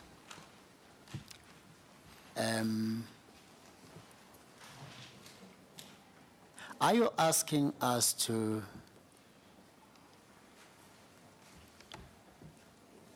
extend the life of the contract that we declared invalid, or are you asking us to, in a way, sanction the conclusion of a new contract? And whatever it is you're asking for, where do we derive the power to do so? Chief Justice, I'm grateful to the question because it helps me to clarify. It's been reported in the media, in some of the media, that the Black Sash is asking the court to authorize a contract between SASSA and the CPS. The Black Sash asks for no such thing. Neither do we ask the court to authorize a contract. We don't ask the court to authorize or sanction a contract. We don't, it seems there's no relief of such a kind which is sought. And with respect, it's rather doubtful whether the court would have such a power. It would be a power, it would be a very unusual power, a power to approve a contract it hasn't seen, which has not been, the validity of which has not yet been put in issue, and in fact, which hasn't yet been concluded. And we submit that's not part of the function. The power to sanction, if there's a power to sanction the contract, that power vests in National Treasury. If National Treasury sanctions the contract and a party is dissatisfied, it can then go to court and ask for relief. If National Treasury refuses to sanction the contract, a party dissatisfied can go to court and ask for relief. But we don't submit that this court either can, or even if it could, we don't submit that it should sanction a contract between SASSA and anybody else. What is it that we're supposed to issue an order in relation to? What we ask, Chief Justice, is that the court issue an order saying to SASSA, whatever contract you issue, we are going to exercise the following supervisory jurisdiction over its implementation. And so it doesn't matter whether it's with CPS, with SAPO, or anybody else. We ask the court to review the contract and to the extent that it's necessary, but more importantly, we ask the court to exercise jurisdiction over its implementation so that we don't have the same problem that has arisen under the present contract. Just to be clear about our authority, how do we get involved in terms of which authority? The court gets involved in that because there is evidence before the court that there has been a breach of the Constitution right now in the failure of SASSA and the Minister to put in place a lawful and effective system. Secondly, there is a more than a reasonable apprehension of a breach going forward in the light of past conduct and in the light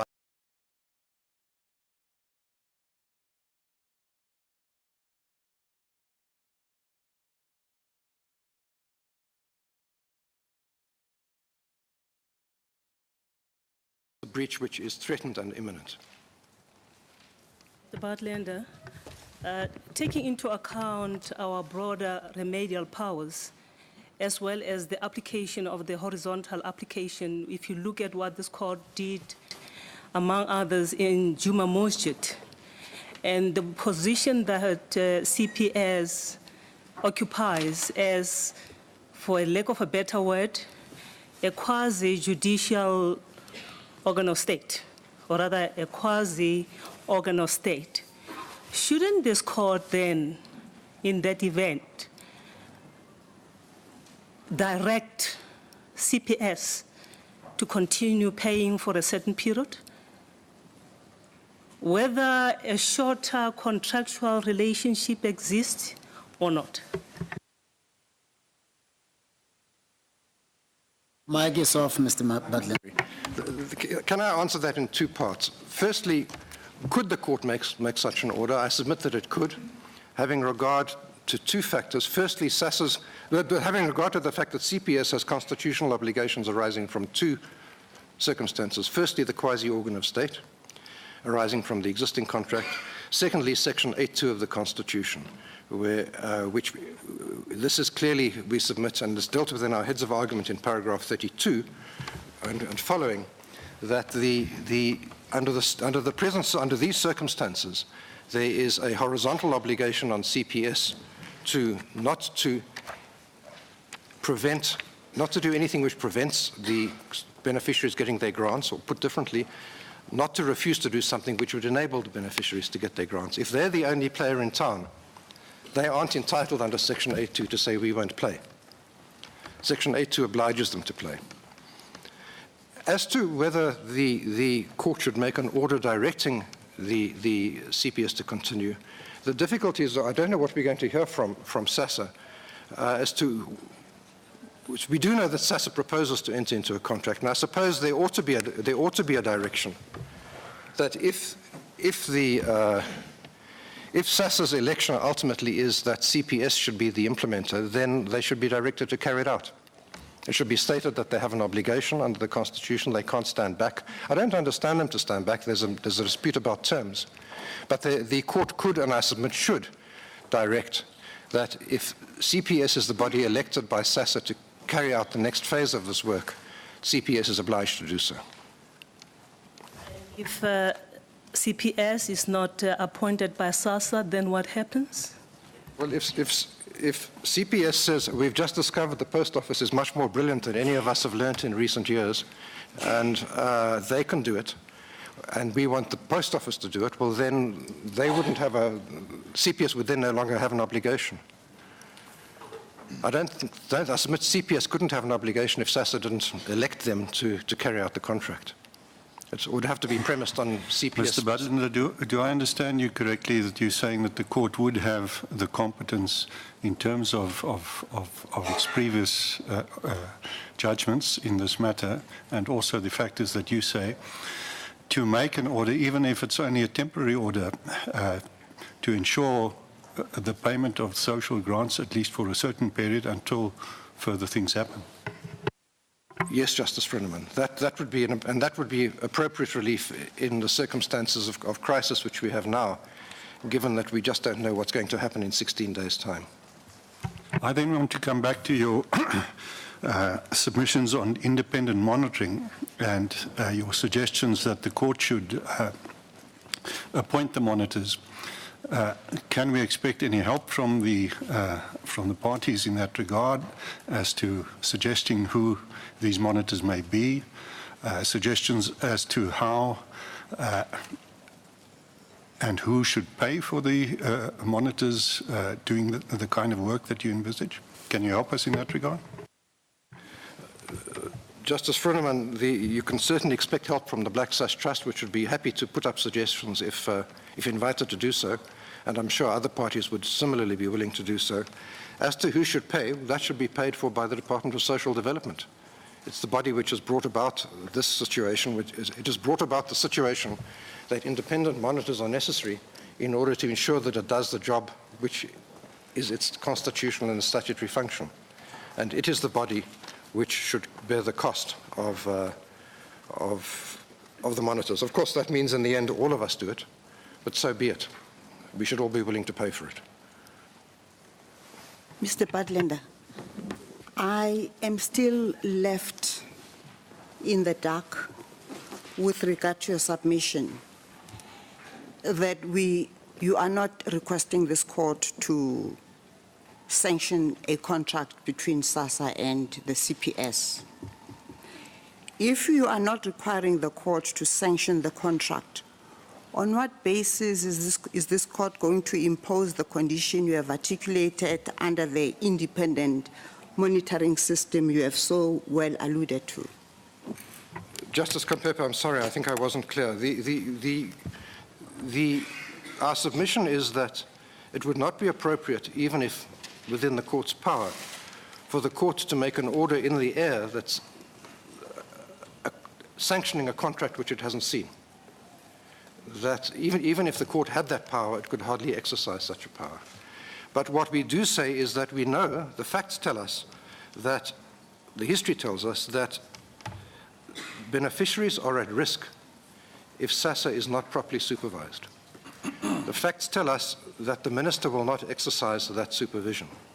And so the court, we submit, has to exercise its supervisory jurisdiction with the assistance of independent monitors to ensure that SASSA carries out its constitutional obligations to beneficiaries. Because otherwise, you can put money on the table, we'll be back here with the same issues before very long, when the next contract comes to an end.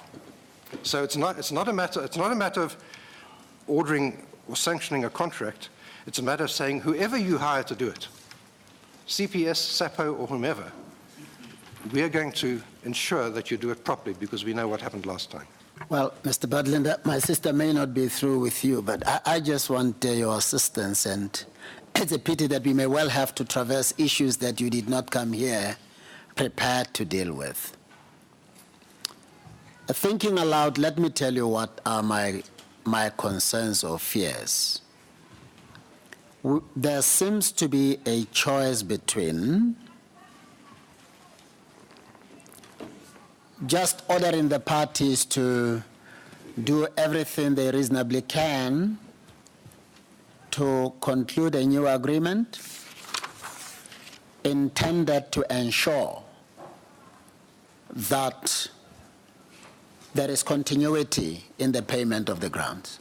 Whoever does that, whichever party SASSA may choose to contract with, whether it's CPS or another party.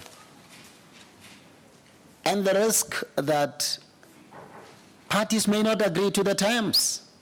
That new party may say, oh, 50 rand per beneficiary, or else see how you can sort it out. I'm not interested in anything less than 50 rand per beneficiary, or this other term or that other term. So it's like leaving it in the air, so to speak. And the consequences could be more catastrophic than we have the capacity to imagine. That is the one side. You can think about all other complications that can come with it. The other possibility that I would want you to make submissions on, either now or in reply, is this.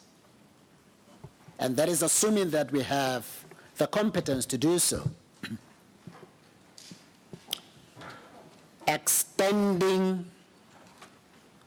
the pre-existing and obviously illegal contract entered into by SASSA and CPS in the same way as we did after declaring it invalid. Meaning that all the terms that applied then, the tariff and all, continue to apply. No 50 rand, no 100 rand per beneficiary, nothing. We are extending for this period on the predictable and known terms for whatever period appears to be reasonable. I would want you to help me in particular on one, which of the two options are viable and which of them is legally and constitutionally sustainable. Chief Justice, the difference between this situation and the previous was that, of course, previously the invalid contract was still running. Now it's about to come to an end. It does provide for extension. It provides that the parties may agree to extension. And one of the things which the court might do...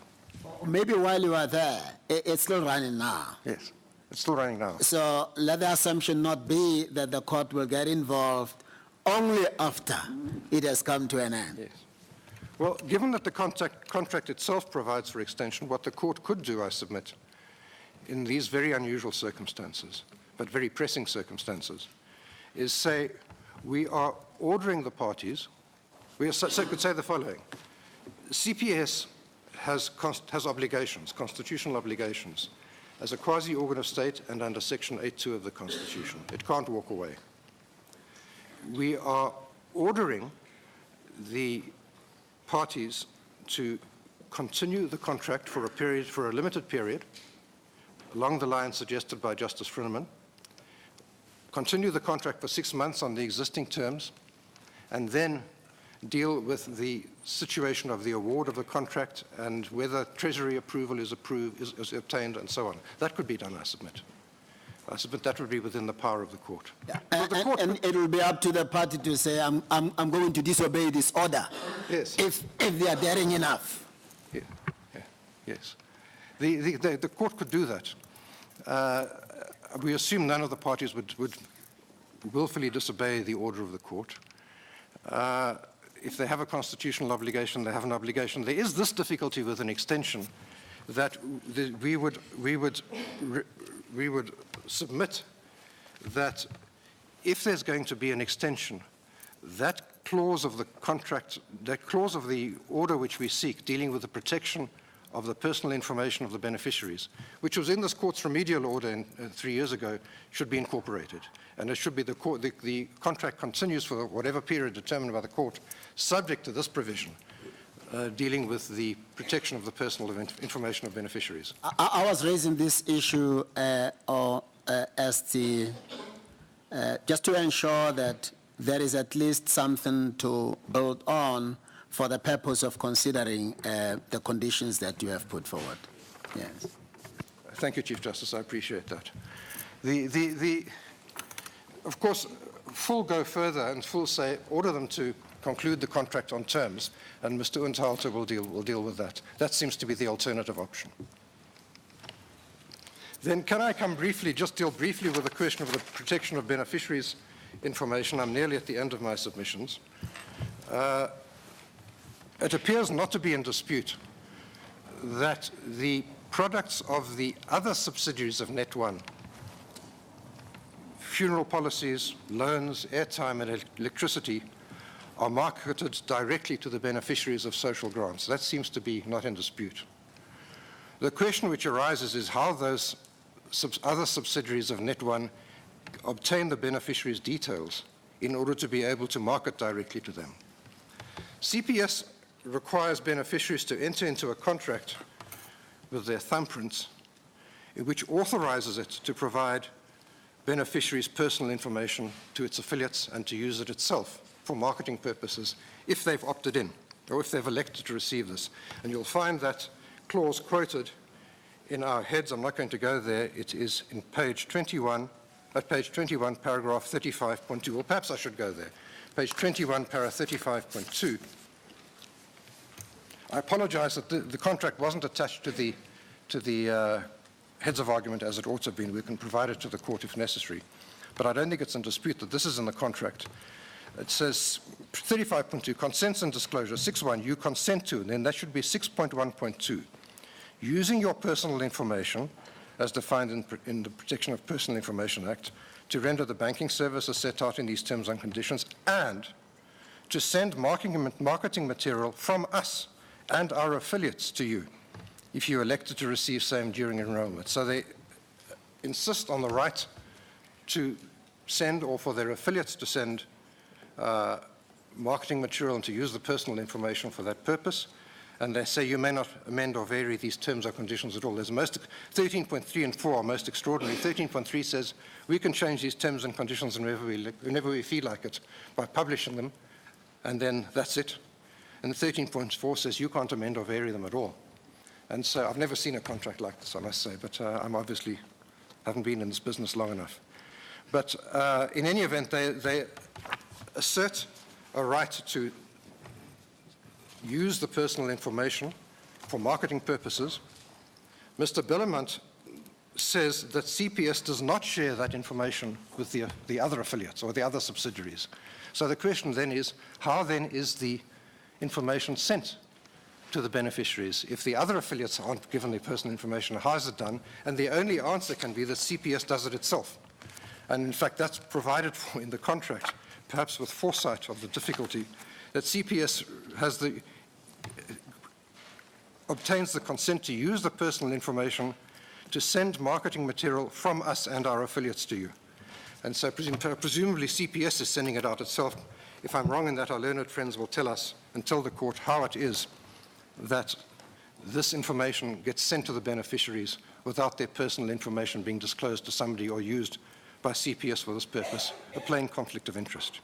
But in any event, CPS consents to the prayers in prayers 5D and 11D of our notice of motion. In other words, they consent to a prohibition on a clause like 6.1.2, and that should put that one to rest finally.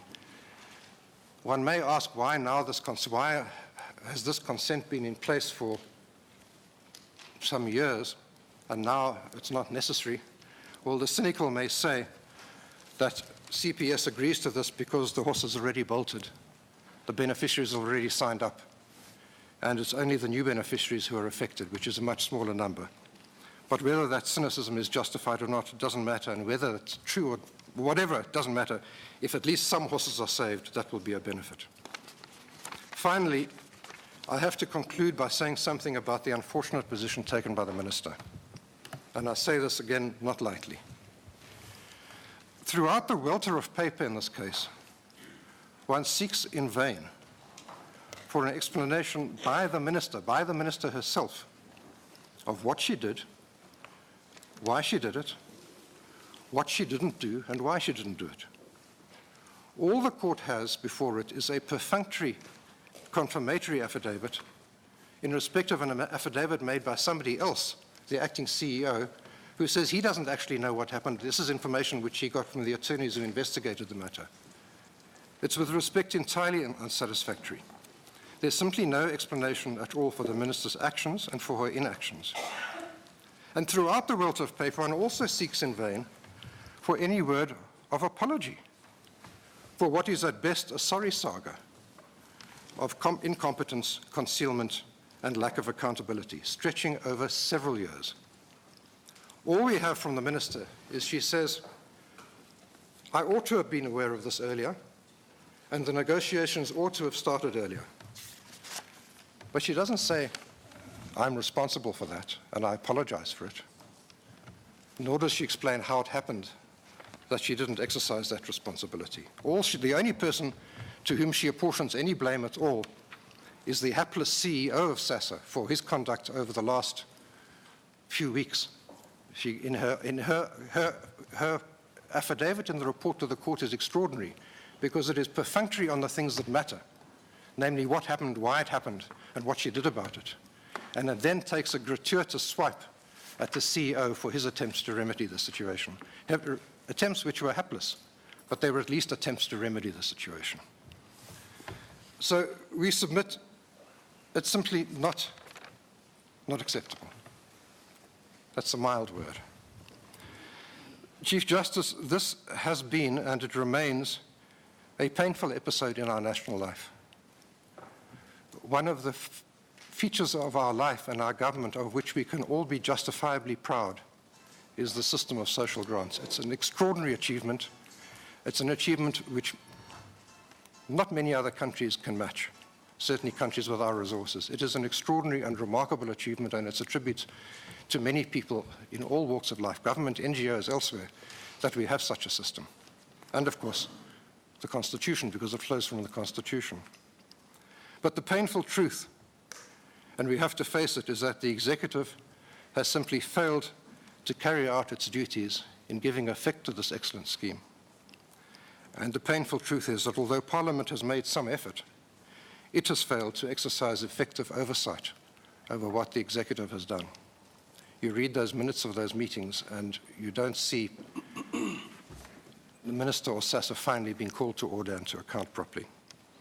And this all happened in respect of a core right of the most vulnerable South Africans.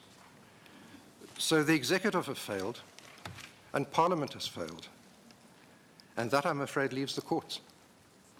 The courts have to step in, as the Constitution requires, when the other arms of state fail to carry out their constitutional obligations. And it doesn't help to talk about, in ideological terms, about the courts engaging themselves in the business of government. The Constitution is quite clear: when the executive and the legislature don't do their job, the courts have to rectify the matter. And the court has to grit its teeth in this difficult situation and say we're going to do it. Supervisory jurisdiction is not something that any court takes on lightly or even, frankly, with great enthusiasm. But it's unavoidable in these circumstances because the court is the last resort which the beneficiaries, whom the Black Sash represents, have to ensure that they get their right and that they don't go hungry. So the Black Sash seeks an order in terms of prayers 2 to 11 of the notice of motion, except for prayers 5B and 11B, which deal with ownership of the personal information. And the Black Sash seeks an order that the minister and SASA be ordered to pay its costs, including the costs of 3 counsel where employed. The minister and SASA have consented to this in paragraph 3 of their draft order. So with respect, I don't need to address the court on that. And the Black Sash asks for an order accordingly, Chief Justice. Mr. Budlander, before you finish, in relation to costs, if the court is so minded to investigate whether costs should be paid by individuals in this matter, what is your position or submission in that regard? I've been remiss, Justice Frenneman. I'm grateful to you for raising it. I had intended to raise it and it slipped my mind. There is at least an arguable case for a de bonis order in this situation. And I submit that and particularly given the failure of any of the individuals concerned to account for their conduct. All we have is generic accounting for the conduct.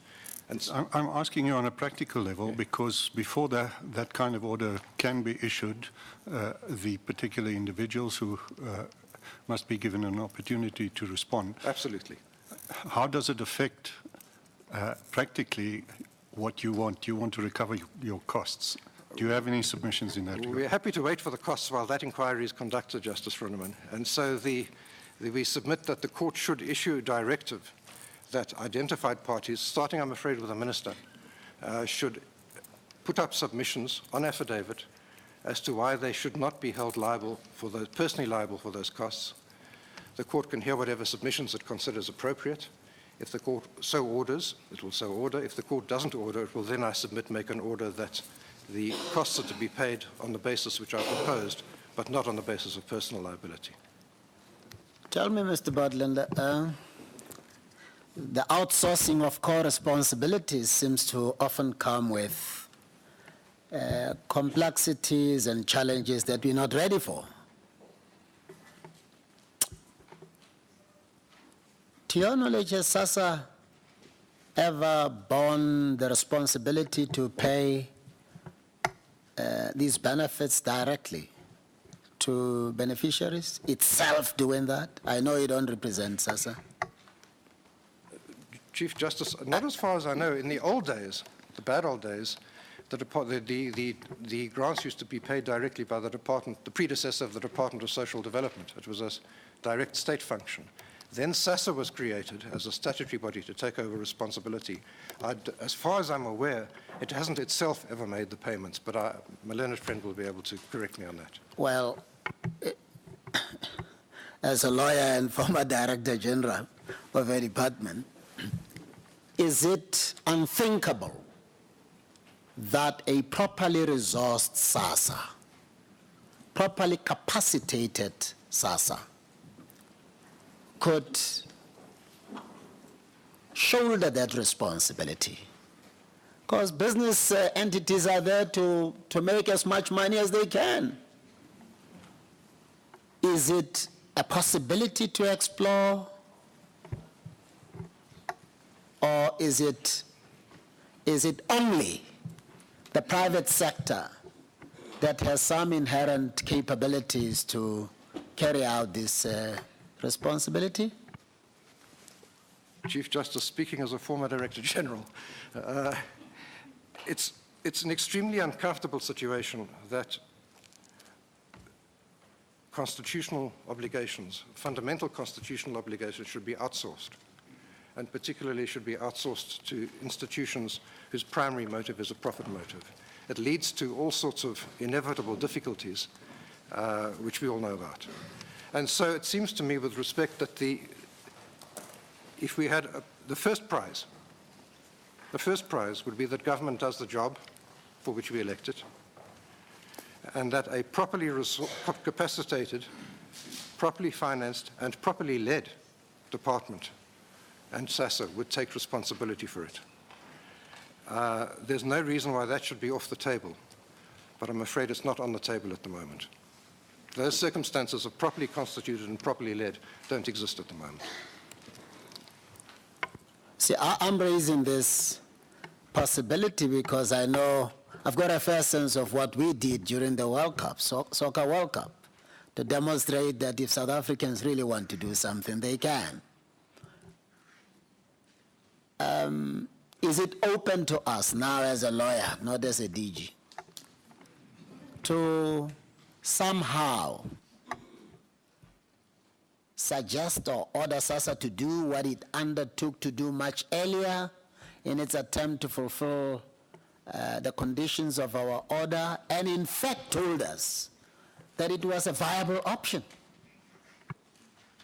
Chief Justice, it's certainly open to the court to do that, but I, with respect, would be very hesitant about that. Not now. Not now. Going forward. Well, there would be nothing to prevent the court saying, actually, this is a function of government, and actually, this is a core function of government.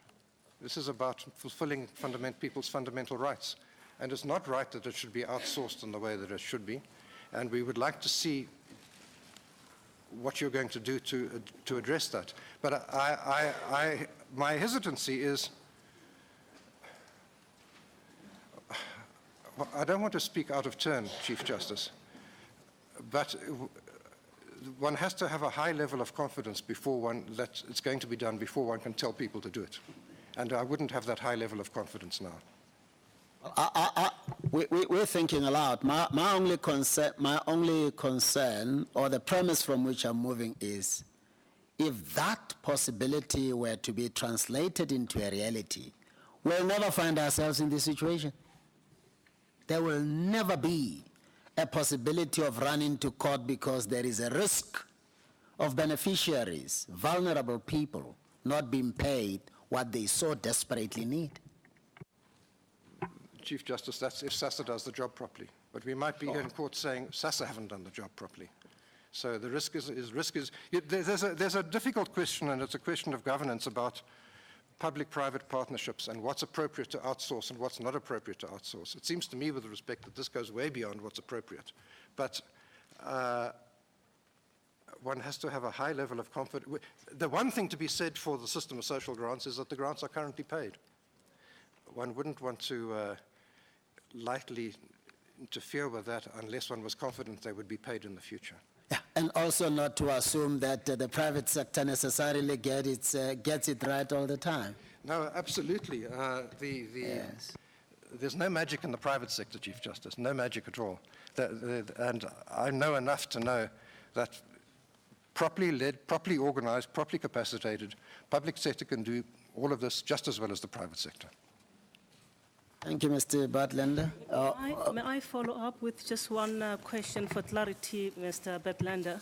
Following on the question by my brother Froneman on the issue of the Rule NISA, if you are minded to go that route, given the somewhat disobedience that we have seen in the past in relation to these matters, the orders and directions not being complied with, will it be appropriate to consider factoring in the Rule NISA, calling upon the minister and everybody concerned to show cause why they should not be held in contempt?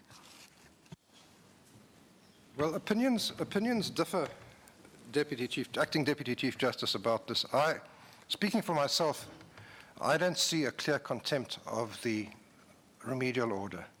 There may be a constructive contempt in the sense that the court was misled and then not informed of what had happened.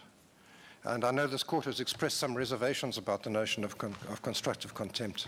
But there are people who will contend that there is a contempt here. And certainly, no, if there's any possible question of a contempt, there would be no harm in a Rule NISA asking for parties concerned to show cause why they shouldn't be held in contempt. If there's any real consideration that there might be contempt, that, I submit, is the appropriate remedy, rather than to prejudge the matter.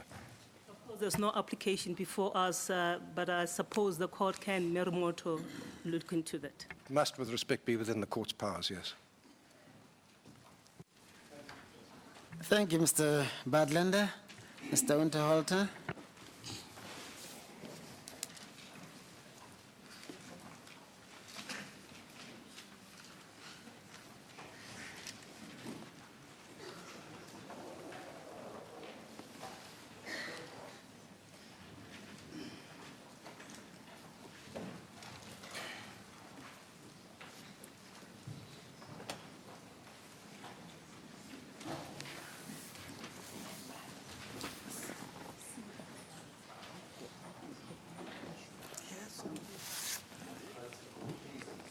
Your mic seems to be off, Mr. Unterhalter. Sorry, Chief Justice. As the court pleases, freedom under law seeks intervention in these proceedings in order to bring to account and ensure the constitutional responsibilities of the Minister, SASA, and CPS are ensured through proper supervisory orders that we have asked the court to make. Our submissions will be divided into two main parts. The first of them will deal with the question as to what are the principles that emerge from the All Pay case, All Pay 2 and All Pay 3, and where does the court derive its jurisdiction in order to grant remedies, whether of the kind that we seek or the variances of it that have been sought by various parties before this court. The second part of our submissions will go to the specific orders that we have sought and deal with some of the objections that have been raised by SASA and the Minister on the one hand and CPS on the other. You will have seen that in principle the orders are not opposed, but some of the detail of those orders are opposed as to their scope and extent, and we will endeavour to persuade the court that the orders that we seek are warranted and necessary in the light of the present circumstances in which we find ourselves. If I could begin by dealing with the fundamental holdings that emerge from All Pay 2, because they have a direct bearing on the question of the jurisdiction of the court. In All Pay 2, and as further summarized and emphasized in All Pay 3, there are three fundamental principles that emerge from this, from these judgments.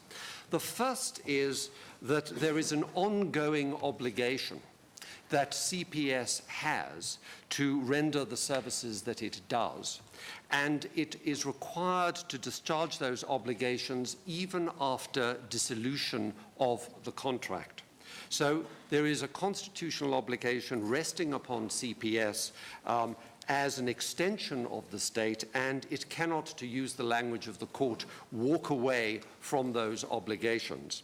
So, and I'll come to this under the head of jurisdiction, even if the current regime were to run its course, it would not excuse CPS from its ongoing obligations to discharge its function until a proper system is put in place which bring the scheme of distribution of grants within the scope of legality.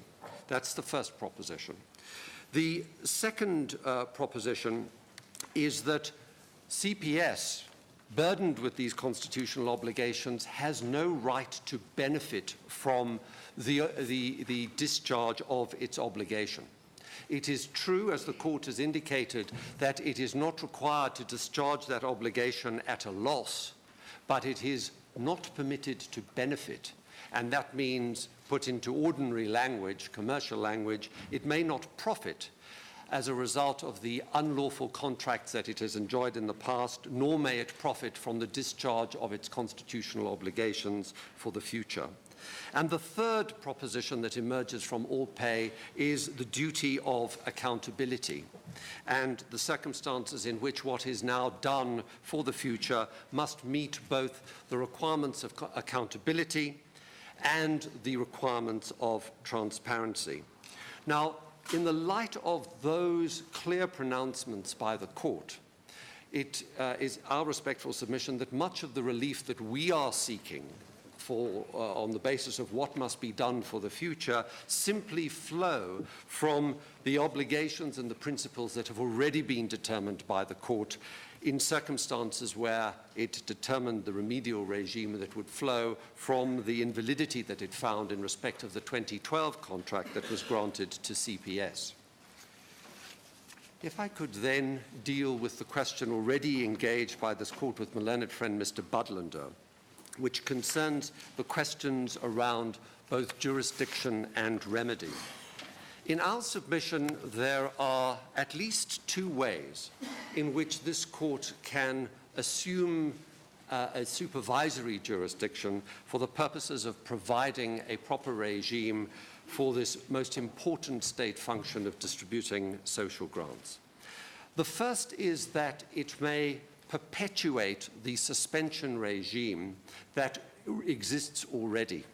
Now, it is true that this court thought it was in a position to discharge its order because it was proceeding on a premise which turned out to be false, which was that SASA would indeed be in a position to distribute the grants as of the end of this month. But as we now know, that factual premise for the discharge of the order was false. In those circumstances, we submit that the court, since it still is within the period, the suspension period that it ordered, may again take up its supervisory jurisdiction for the purposes of extending the regime that will be applicable to an ongoing suspension for a finite period of time. We submit that that flows, amongst other things, from what this court had to say in the Zondi case, Zondi versus the MSc, Traditional and Local Government Affairs, 2006 3SA1, a decision of this court, where the court was again faced in that case with a circumstance where, having granted a suspension, the relevant government body had simply failed to do what was required within the period granted for the correction that was required. And what the court said in those circumstances is that the court can, not only can, but must in certain circumstances discharge an obligation to vary the terms of the suspension so as to ensure that the just and equitable jurisdiction that it enjoys is properly applied and a proper remedy is achieved. So those passages you will find from paragraph 38 to paragraph 40 of the Zondi case. In our submission, that is the first basis upon which this court may assume jurisdiction, because we are still within the period of suspension, and the court may take up its powers to ensure that a just and equitable outcome arises. And that is most pertinent following some of the questions raised by the Chief Justice and other members of the court as to the imminent emergency that we find ourselves in, which is that as we stand at the moment, it is very unclear on what basis and in what time period it is going to be possible to ensure what everybody takes as absolutely necessary, which is that the grants will be distributed at the end of this month and on the 1st of April. Now, in the light of the fact the recent correspondence from CPS would indicate that if they are not placed in a position to start loading these grants, as I understood the correspondence, either today or tomorrow, there will be an interruption, and hence so it is said that there is no time for a period of contractual negotiation to take place, whether under the auspices of Treasury or otherwise. Now, whether that is factually true or not is hard to say, given the manner in which papers have been filed in this court. But if it were true, then there would be urgent circumstances which in our submission would suggest that this court should in the first place extend the current regime on the current terms and conditions that now pertain to CPS's discharge of its constitutional obligation for at least a period of time necessary for what has been referred to in these papers as an interim contract. In other words, there is the first thing that the court would do would be to simply extend the status quo under its supervisory, just and equitable jurisdiction for there to be a determination of an interim regime, which would then follow after the extension period. And then ultimately one would make that as brief as possible, that is to say the interim contract, so as then to put in place what will be the final regime. So that would be a three-part regime: an extension for a period of time, an interim regime, and then a final regime. That is one way in which the court might proceed. The other way in which the court might proceed is to consider a supervisory jurisdiction and remedial orders that arise in a separate way.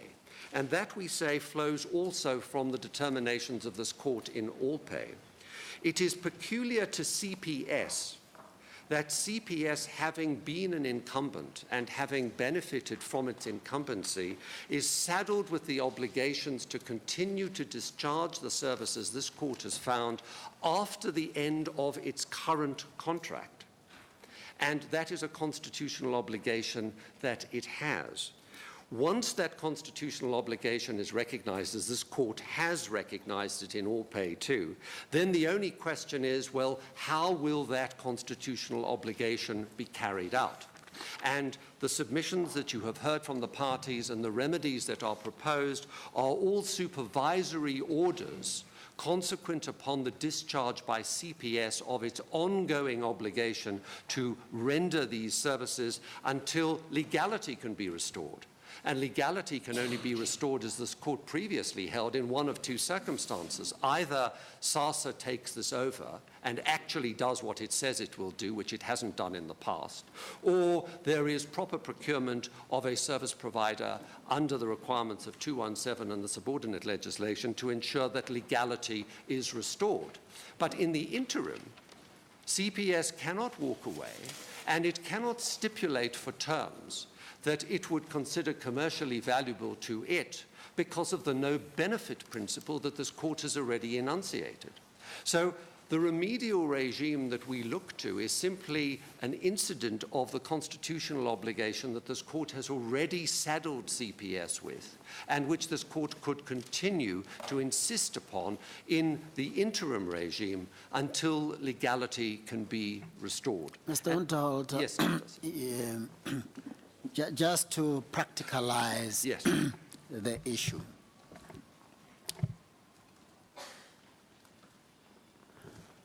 Under what circumstances would it be open to CPS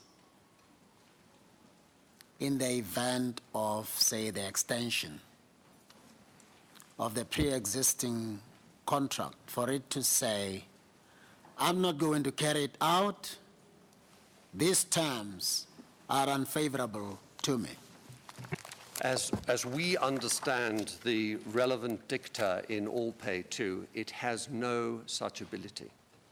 It is required to discharge this obligation. It is not a question of its commercial interest.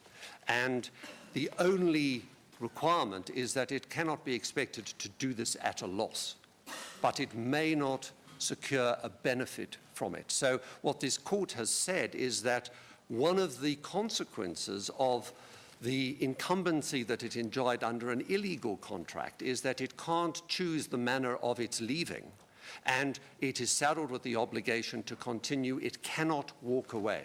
So were it to seek to do so, it would be in violation of its obligations, and this court can discipline CPS in the discharge of that obligation, and it would be in contempt if it didn't do so. And all of that is done for as short a period as reasonably possible to restore legality under a new system. So obviously it is an onerous obligation that it must carry, but of course it has benefited for many years from an illegal contract. And so that is the equipoise that this court has introduced into the scheme of rights and obligations that exist.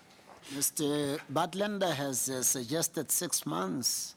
What is achievable within that period? Well, Chief Justice, as I've indicated, there is a tripartite model and there is a two-part model. The tripartite model is extend the existing contract, then have an interim contract, and then move to, let us call, circumstances of legality. The two-part process says no. We simply hold CPS to its obligations for a period, and that period must be a period sufficient for SASA and the minister then to hold a proper tender. If that remains what seems to be the case, the only viable way of having these grants distributed, because, as I think you have already raised, SASA at the moment is insufficiently capacitated to do the job itself. Well, and I should just say, finally, 6 months may be too short a period under the two-part model. It may be that something more is required. The consensus seems to be about a year. Well, yeah, I would, or you say about a year? We would think that, given the false promises of the past, it doesn't make sense to have too short a period because everyone will just be back here, hopefully in good time. But what we are looking for is a solution which will be durable and actually be carried out. And we would have thought that probably 12 months is a plausible period to restore, within which legality could be restored. Mr. Unterrotte, referring to the continuing constitutional obligation that CPS has, yes. In All Pay 2, that was stated in the context of the situation that obtained then of a 5-year contract. If one extends that contract, there must be a finite term, yes, for the continuation of the constitutional obligation. Yes. And firstly, that's the proposition I put to you. And then secondly, given that the All Pay 2 was decided in that 5-year context, isn't it open for CPS to say, well, it is just for us not to benefit from that for 5 years, but if we are told to continue, then at least we must be given an opportunity to try and convince the relevant authorities, which may include the Treasury, that we're entitled to something more. Do you have anything of assistance in that regard? If I might have three short submissions on that.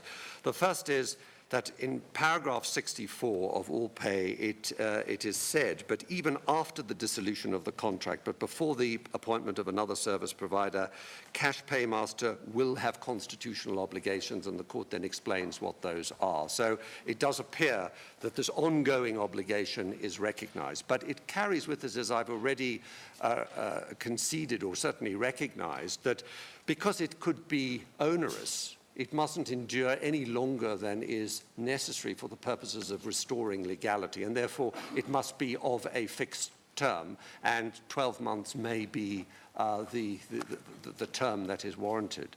The third question is whether there should be a relaxation of the no-benefit principle for the purposes of this further extension. In our submission, there should not, because, and I'll come to the facts in a moment, on the facts that are presently before the court, CPS was pertinently required to state what profits they had enjoyed over the 5-year term that they had enjoyed this contract. And although they speak to cost of living, CPI increases, and certain particular costs that they have incurred, they never squarely explain what the accrued profitability has been, and we have advanced, as we did before this court in All Pay 2, that they were profitable from year 2 onwards. And so if one is again... I'm sorry to interrupt, yes. But isn't that still to be sorted out in terms of the remedial order? There must be the expenses, the income, and the profit must still be disclosed within 60 days after the 5-year period. It must be audited and the like. So it's not possible at this stage to say what is and what isn't the profit. But it's a principled question.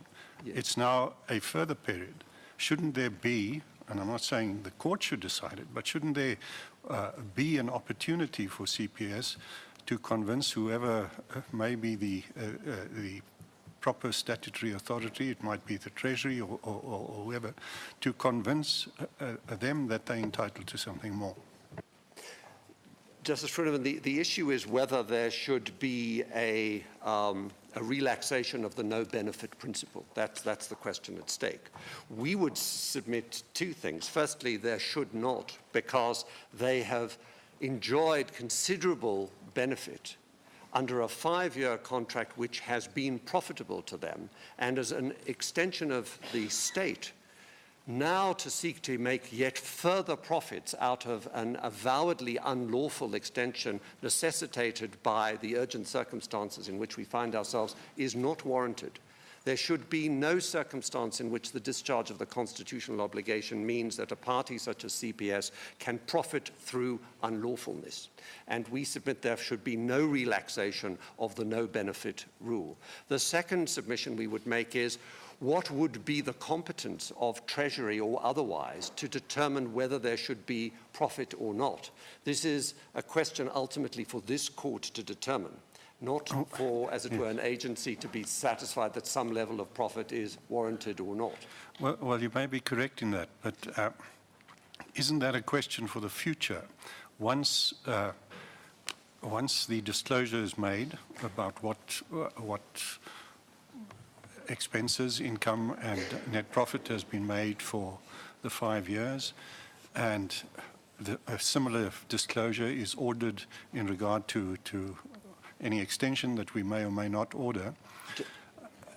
When that happens, then the question arises whether there has been an undue benefit. And isn't that the time when it should and can be sorted out? Justice Frinneman, there are powerful reasons we would submit not to engage in an ex post determination of undue benefit for a number of reasons. The first is that when parties are going into a contract, they have to have some basis for knowing what reasonable expectation they have of both revenues and ultimately potentially profit over the time of their ongoing incumbency in the arrangement. To have a situation where after the event, one then tries in accordance with an ex post facto principle that is enunciated as to whether the no benefit rule should be changed or modified, doesn't help anyone because they need certainty. That is to say, the Minister and SASSA need certainty as to how they can approach this contract, and so too ultimately does CPS. So our submission is twofold. One, as a matter of principle, it isn't warranted, because the no benefit rule should be maintained. There is no reason why they should accrue a further profit. As a matter of principle, the court should announce that principle in advance so that all parties know where they stand. And secondly, to do it on a retrospective basis is itself somewhat illusory, because the question is going to be in the negotiations immediately, as we can already see from the papers, that CPS is stipulating for what it says must be the price per beneficiary regime, and then it is stipulating for a regime that will apply even as their services taper off. Now, the question is whether that should be paid to them, and whether it involves profit or it doesn't involve profit. So it's going to be very difficult for the authorities to know, as a matter of constitutional principle and obligation, what can CPS legitimately ask for and what can be agreed upon. If it is said, well, we're not telling you whether it's right or wrong now, we'll determine whether it's right or wrong after the event, and we'll leave it to the parties to arm wrestle as they might in a private law context to see where they can get to. This court has already enunciated the principle in All Pay 2 that it is precisely because of the power that CPS is invested with through its incumbency, and seemingly now the wide recognition that it is the only party that can render the service for a period, that it is vested with enormous negotiating power. And I'm going to take the court to the passages in the correspondence that has already taken place, where, amongst other things, CPS said on the 28th of December, we must have a contract in 2 days, or otherwise we're going to walk away from all of this. It has used its position systematically in order to try and exact a benefit which is utilized in these negotiations, and it's that precise power that this court sought to discipline in All Pay 2, and we again suggest respectfully to the court that it should discipline this process again going forward, not retrospectively, and in accordance with a very general norm which would have to be ex post facto applied to a contract. One needs to know what are the boundaries and limits for CPS and the authorities going forward over the interim period. Mr. Unterholter, if we were minded to adopt your first option, which you called the perpetuation of the suspension regime, yes, I'm interested to know what the true juristic nature of that first option would be.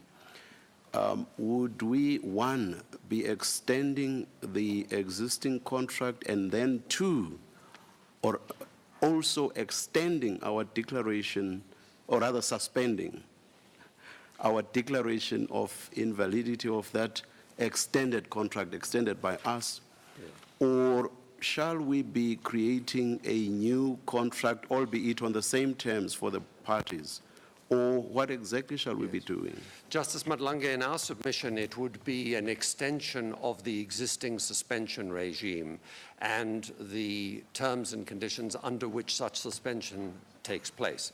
In other words, it's not making a contract for the parties or a new contract. It is simply saying that for the period of the suspension, CPS must continue to discharge this constitutional obligation under specified terms and conditions that are dictated by the court. It's not making a contract for the parties. It is determining how a state function as an extension of the state, will be discharged by a party saddled with constitutional obligations. And so in our submission, the language of contract and autonomy and private negotiations is wholly unsuited to what this court is now considering and the remedial powers that this court is being asked to exercise. Perhaps I will be repeating a question that I think was raised by my brother, Justice Froneman. You see, the difficulty I have following that in juristic terms is the life of the existing contract is coming to an end on the 31st of March. And we suspended our declaration of invalidity. But obviously that would have endured for the life of the contract. Yes. Now, logically, that suspension also must come to an end with the coming to an end of the life of the contract. How does that suspension make the leap to a point beyond the life of the contract? That's the juristic issue that I have. Yes, Justice Madlanga, the question is the contract driving the suspension, or is the suspension driving the contract? In our submission, it is the court's power to determine the period of the suspension, just as happened in Zondi's case, which then determines the consequences for the contract. So, to the extent that the suspension is extended in order to allow a longer period to restore legality, then the question is, well, on what terms does that extension of suspension take place? And yes, it would have the consequence that it would be saying either one practically says the contract as it continues on the existing terms and conditions, but that's just another way of saying that the constitutional obligations that CPS has as captured in that contract must be perpetuated for the further period of the suspension. So in our submission, one thinks about this from the perspective of constitutional remedy, not from the perspective of private law entitlement. And once that is so, perhaps some of the juristic complications seem less onerous to resolve. No, before you go any further, your exchange with my brother just triggered something, and it is this. Was it open to this court to order that this contract comes to an end before the 31st of March by reason of its illegality or invalidity? Yes. And was it also, I'm not sure, I really want to know, was it also open to this court if, say, told that it would take much longer than the lifespan of the contract to do what needs to be done to appoint or to contract validly with another party to then extend the lifespan, or the life of the contract way beyond the 31st of March 2017? Yes. In our submission, the court would have had the power, assuming the court was convinced in All Pay 2 that there could have been a very short period before a proper tender was heard and the resumption of legality could be restored, assuming those were the facts. Then this court would not in any way have been bound under the terms of the suspension to say that CPS must see out its existing contract to the end of March 2017. The court would have said the contract serves the constitutional remedy, not the remedy the contract. So there could have been a termination of that contract which would coincide with when the suspension must end for the perspective of restoring legality.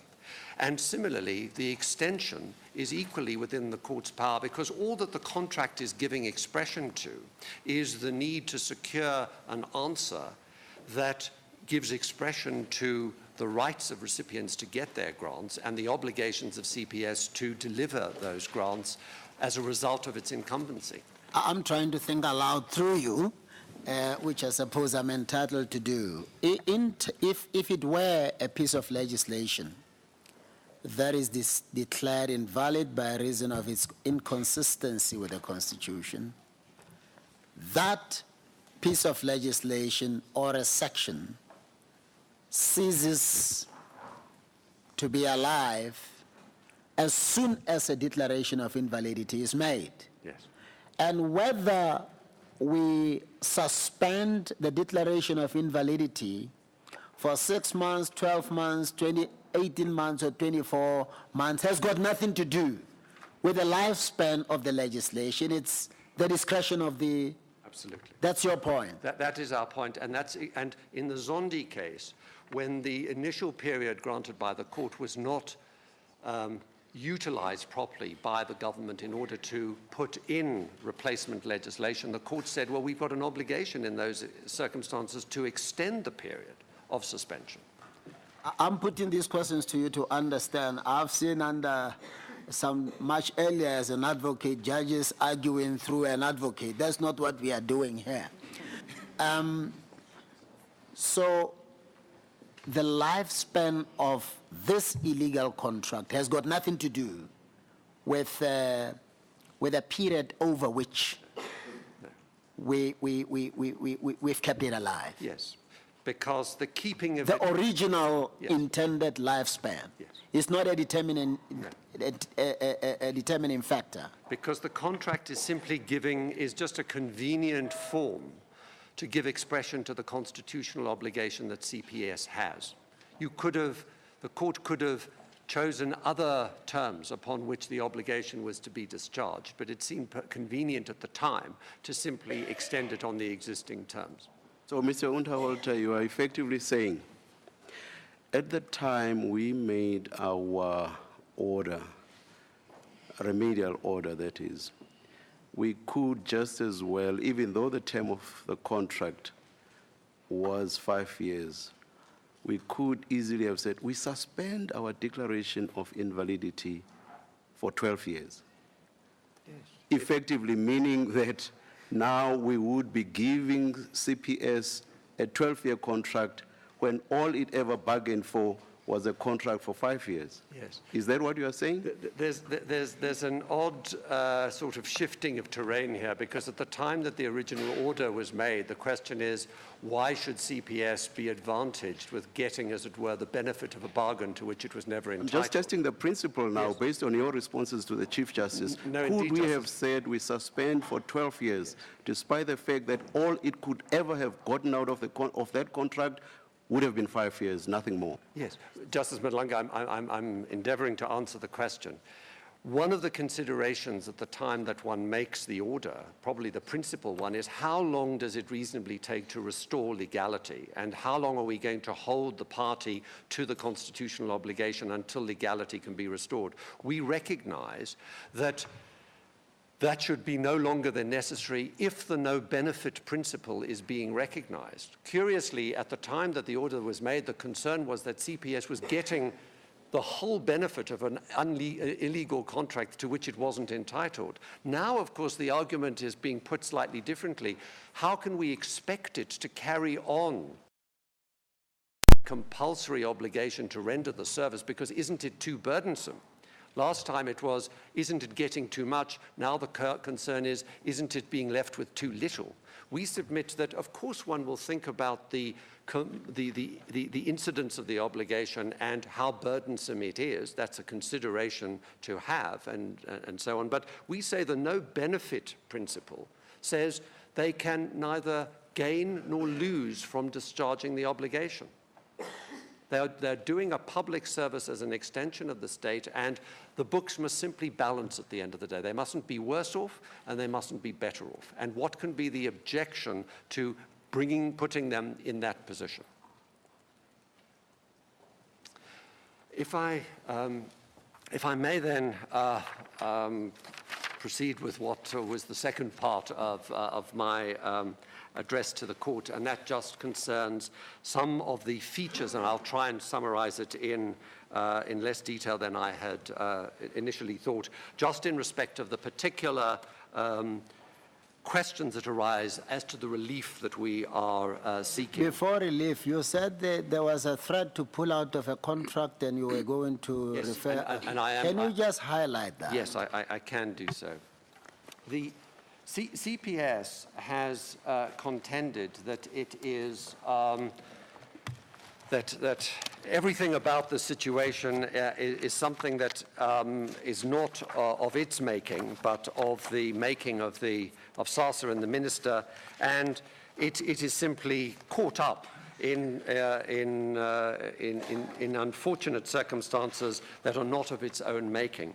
But could I ask the court, and the pagination of the record is a little bit difficult, but I am dealing with the relevant correspondence is that of CPS, at least in my record, under partition G, where correspondence is to be found attached to CPS's answering affidavit.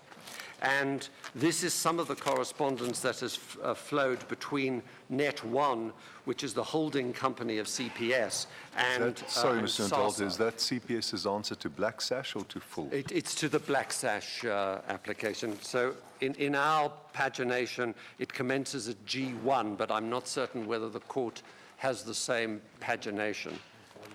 It's volume G or G1, but in any event, Just make your submissions, we'll locate. Yes. What one will find in this is that, if I could just very briefly tell you what happens, in May of 2016, CPS raises the question as to the fact that that time is running out, and it's critical for SASA to decide on the way forward in order to prevent disruption of the payment process. This is in May 2016. Seemingly, they get no answer to their concern as to what is going to happen when the contract runs out. And nothing happens, at least on the record of things as we have it, until a letter is again sent by Net1 or CPS on the 9th of December 2016, which is some 6 months later. So CPS does nothing. They don't seemingly send follow-up letters. They don't approach the court. They do nothing of the kind. They then simply send another letter. But they do recognize in this letter that the Constitutional Court has found them to be an organ of state for the duration of the contracts, and that they can't walk away. So they're alive to the fact that they are burdened with this constitutional obligation, and now they're worried about what they're going to do with this obligation, given that time has now run by.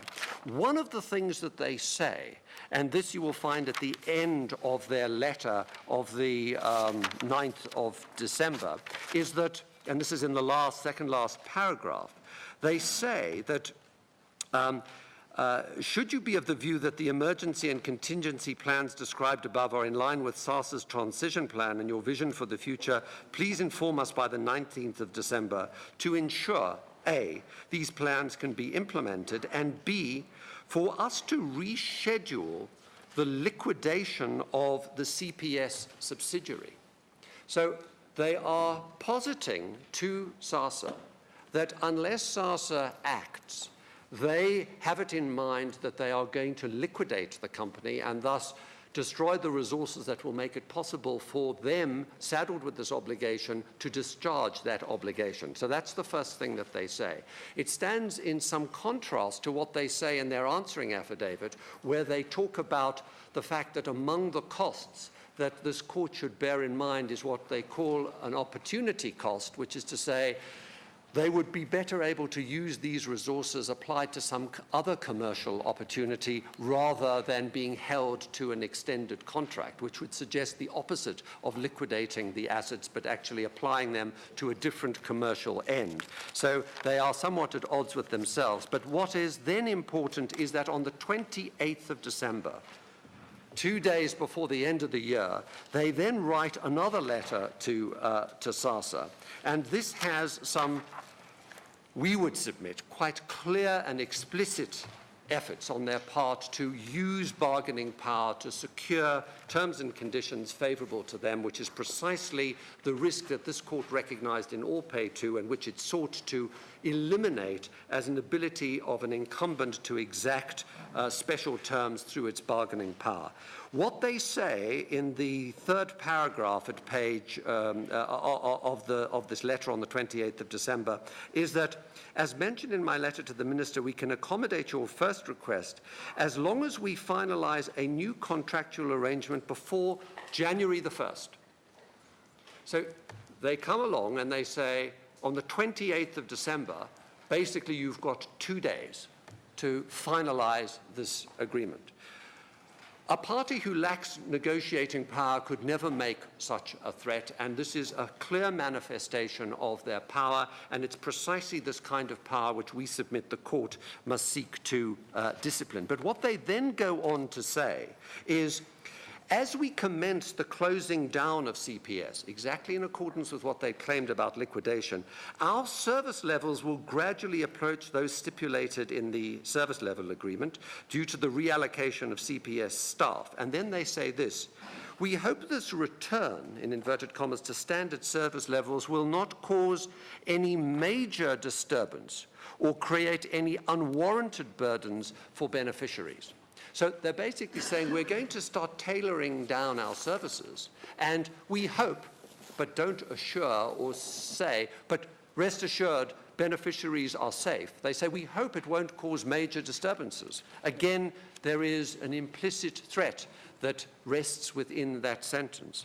And then lastly, and this is particularly relevant to the questions posed to me by Justice Schroeneman, we then see, having laid the groundwork of how there must be a contract, it's got to happen in 2 days, we're going to otherwise be scaling down and there could be some diminution of service to beneficiaries, they then come up with their pricing proposals. And this is where you will find that they are proposing to increase the rate from 16.44 either to 25 rand, or if there's a 19-day rolling, if there's a 90-day rolling commitment, or 22 rand if there's a 24-month commitment. Now, again, they are stipulating for prices which involve very substantial increases, and they never say.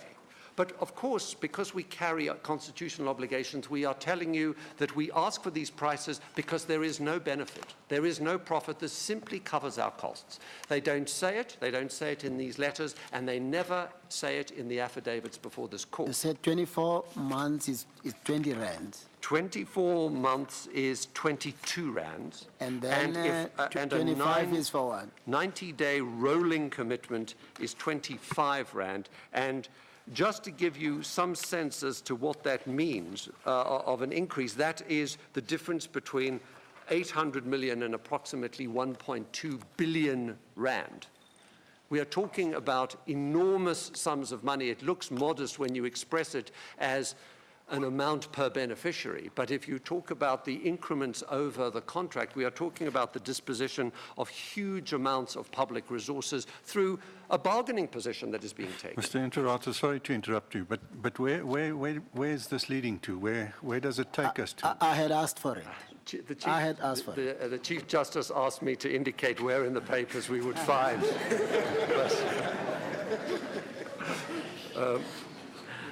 Let me just give you the last two references, and then I will try and return to my text. At the end of this letter, there is what in our submission is a truly extraordinary proposition that is advanced in respect of price, because before the heading technical information, the CPS says that they will get the per beneficiary rate, and then they will cap the amount at that rate, even though thereafter the services levels that they will offer as SASA takes on more responsibility will taper off. So they're going to earn hundreds of millions of rands at a capped rate, even though over time they will render less service. Now, at least on our reading, that is simply an effort to exact very considerable profits through the pricing proposal they make. And what we don't see is SASA or the minister saying, but on what basis should we entertain these proposals? Where is the recognition of the no-benefit principle? And Justice Froneman, perhaps just to see why some of this may be relevant, if this court does not pronounce on whether the no-benefit principle holds or some variant of it, then there will be negotiations of this kind, huge amounts of public monies will be paid, and then there will have to be some retrospective reckoning on a principle ex post facto enunciated, and we say that is an undesirable state of affairs. So serious did SASA take these proposals that that's precisely the proposal that they take to Treasury and say this is the indicative pricing that is being indicated, and that you will find as the last attachment to our affidavit, where we attach the letter from SASA to Treasury. And then finally, there is one final passage which I would just reference for the court on the 16th of February 2017. Again, CPS writes to SASA where they say this. They say, it is our view that SASA can enter into a new agreement with CPS on the basis of an emergency, which this is. We know Mr. Trengove has taken a different view on that matter, which SASA appears to accept, but would find it difficult to enter into an agreement with any other service provider without going through a formal tender process.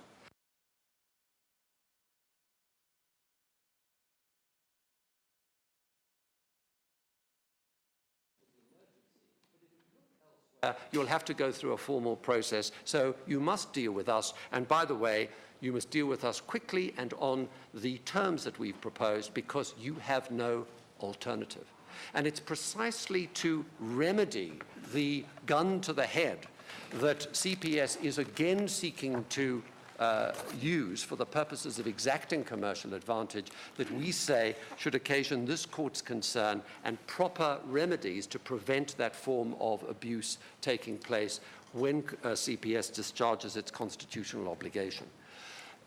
If I could before yes. you proceed, I think in all fairness to CPS, in relation to the reasonableness of the prices, they do try to explain that in the affidavit in paragraph 20. They do, but the difficulty that we have, as we've pointed out in our heads of argument, they have very limited and selective disclosures of the financial position that they would find themselves in. What, in effect, they say two main things in their answering affidavit. They say, firstly, that there have been CPI increases in respect of certain cost variables, and there haven't been adjustments since 2012. That's the first thing they say. And they challenge our proposition, though they don't provide any substantiation for it, where we say, as our expert persuaded this court in All Pay 2, that they turned profitable from year 2 of the 5-year contract. And all they say is they weren't profitable after year 2, but they never and assiduously avoid explaining to the court, well, at what point were they profitable? What were those profits? And what would the break-even point be if they had to render services for the future? And we accept that there seem to be some merit in relation to the lifespan of the IT, and the fact that there has been some increase in inflation, as well as the fact that some of the smart cards may have to be replaced. So there's no benefit there. Well, Acting Deputy Chief Justice, of course there are, in assessing this, different variables that will be relevant. But what one would have to look at if there was going to be a proper disclosure as to where the break-even point would be for a contract, say, for the next 12 months is what revenue would you need to meet your costs? We made the case that most of the costs were sunk costs which occurred at the outset of the contract and were worked out after 2 years. That's what our expert said, and it appears that the court accepted it in All Pay 2. Now, if they now wish to come to court to say, no, we were not profitable from year 2, and in order to sustain profitability, in order to sustain profitability, we would need a particular level of revenue, then they had to come to the court to say that. All that they have said is they've addressed selective variables, but never given you the picture. And I'm sorry, I said our expert. It's actually the expert that served before this court for all pay in the proceedings, where on a careful analysis of the financial information, it became plain that they were profitable after 2 years. And let me just interpose. In the event we extend our order, yes, will it still be necessary for us to grant you the relief you seek in relation to disclosure? Yes, it would be, because it depends which of the various orders one is talking about. If the only remedy that issues from this court is simply that the existing contract carries on for a 12-month period, then there would still be need for accounting at the end of the period, because if the no-benefit principle is upheld as of ongoing significance, there has to be proper accounting as to what has happened over the 12-month period and whether there has in fact been adherence to the no-benefit principle or not. What would then not be required if all the court did was extend the existing regime is that it wouldn't be necessary then to enunciate that the no-benefit principle that the 16 Rand 44 regime must apply, because that's what we've suggested should be of application, because it would automatically apply through simple extension. So implied in an extension of the current regime is the relief that we seek in 4.2 of the notice of motion. And in respect of the disclosure requirements, well, we've said that this is an incident of the requirement of transparency, which is that where there is ongoing illegality and a failure to adhere to the requirements of Section 217, then there is an enhanced obligation to secure transparency. And we need to know the basis upon which a contract is concluded. But if this court decides simply on extension and doesn't therefore need to discipline the process of negotiation, then again, it may not be necessary to have 4.1. So just to be clear, if all that the court does is extend the existing regime, then 4.1 and 4.2 of our relief may not be necessary. But if the court were to adopt what I had indicated as one possibility, which is the tripartite approach, an extension, an interim contract, and then the restoration of legality, then our orders would be necessary, because it will discipline the basis upon which this further agreement is entered into between SASA on the one hand and CPS on the other. Perhaps on that aspect, if you are minded to grant that second option, you should address what the information regulator says in relation to that legislation, that full will not be entitled to that information in terms of the information legislation. Yes, we submit that it's the information that we seek is not a function of legislation, it's a function of how this court will ensure that there is proper accountability and disclosure. It's an incident of this court's powers which are not taken away by any of that legislation. So there is no dispute between at least the principal parties. The information that we're concerned with here is not the information of the beneficiaries, but it's the information that flows between SASA on the one hand and the minister and CPS on the other. And that doesn't seem to be any protected class that involves the statutory invocation that is made. But the second point is just this, that the principal litigants before this court don't oppose the fact that there should be the disclosure of information. The only question that arises is, what is the scope of that information? And if I might just make a few very brief submissions as far as that is concerned. The current position is that between SASA and CPS, they accept that the final contract must be made available, and certainly the minister takes and SASA take the view that the drafts should be available. I think CPS suggests that the final contract alone will suffice But as the court reads the correspondence that has taken place in respect of the negotiations that have occurred to date, one sees the salience and relevance of those documentary exchanges, because it explains whether a proper process is being followed for the purposes of arriving at a constitutionally compliant outcome.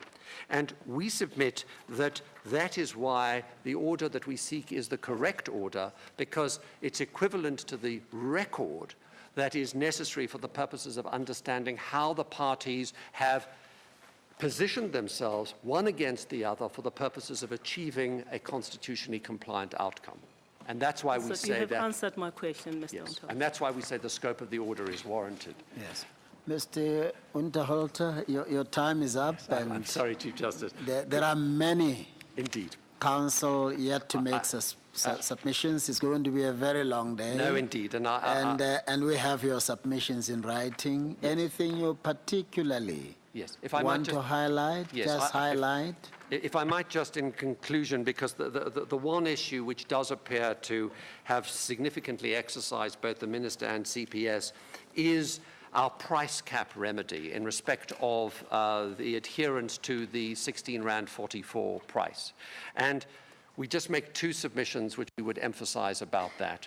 There is no constitutional inhibition upon the stipulating the framework within which that negotiation takes place. The Black Sash has stipulated for certain features of how that should occur. We have stipulated others, and indeed in All Pay, the court specifically pointed to the importance of ensuring that certain terms are known in advance so as to prevent the exploitation of market power by CPS. That's the first proposition that we raise. And secondly, we would simply say of this cap that what it does is it is the best proxy for giving effect to the no-benefit rule.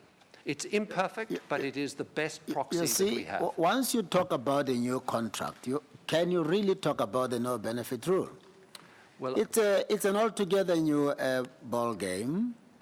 CPS is free to say whether it agrees or doesn't agree. Yes.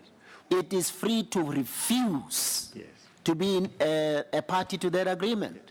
We say, Chief Justice, it is not free, because this court has already determined that it has ongoing constitutional obligations. Does that obligation not endure only if the life of the contract, illegal as it might be, still exists? Not according. Once you allow it to terminate on the 31st, yes. What is it that extends obligations somewhat attached to that contract to the discussions that have to ensue? Chief Justice, it is our understanding of what this court held in All Pay that that's precisely the obligation that endures even after the dissolution of the contract and until legality is restored. And you'll find it at paragraph 64 of All Pay 2, where it says, during the existence of the contract, these obligations stem from the contract it concluded. But even after the dissolution of the contract, but before the appointment of another service provider, Cash Paymaster will have constitutional obligations. But which? Well, those are the obligations, so the judgment explains, which is to render the service, because that is the only obligation that it has at that point. So our submission is that is what it must be held to. It must be held to the no-benefit principle. And then the last relief deals with accountability, which is largely agreed between the parties, and I need not say more about it. We would ask for the costs, including the costs of 3 counsel, which have been now tendered by the Minister and SASA. Those are our submissions. Thank you, Mr. Unterholzer. The court will adjourn for about 15 minutes.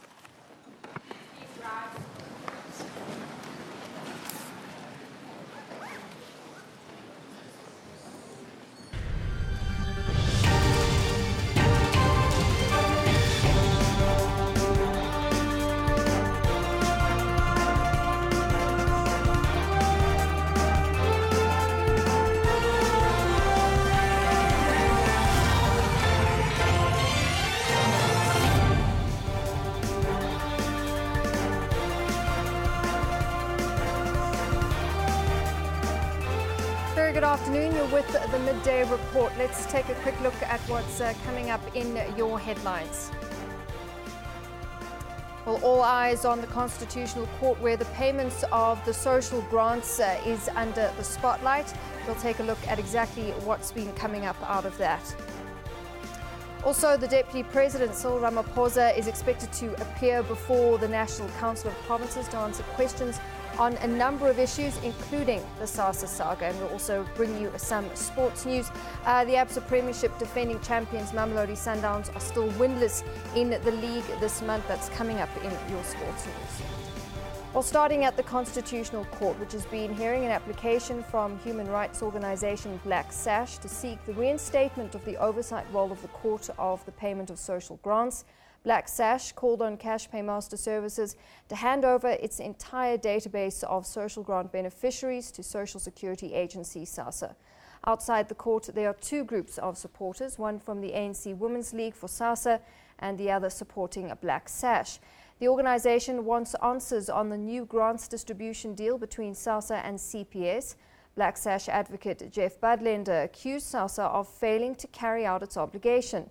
At the centre of the controversy are grant payments to about 17 million recipients on April the 1st.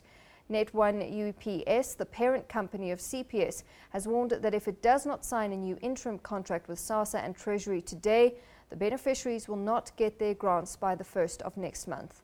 Then advocate Budlender said the court needed to play a supervisory role in the payment of grants. To ensure that there is effective oversight in respect of payment of the grants after the 31st of March, the immediate crisis. Second, to ensure that the present intolerable situation does not again arise when we come to the end of whatever contract is now concluded. Third, to ensure that CPS is held to its constitutional obligations.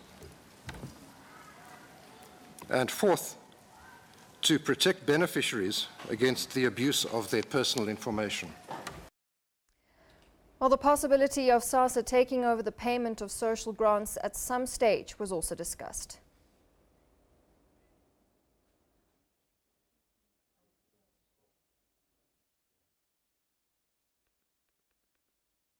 All right, well, let's get more now on what's come out of the hearings so far. We cross to our reporter, Aldrin St. Pierre.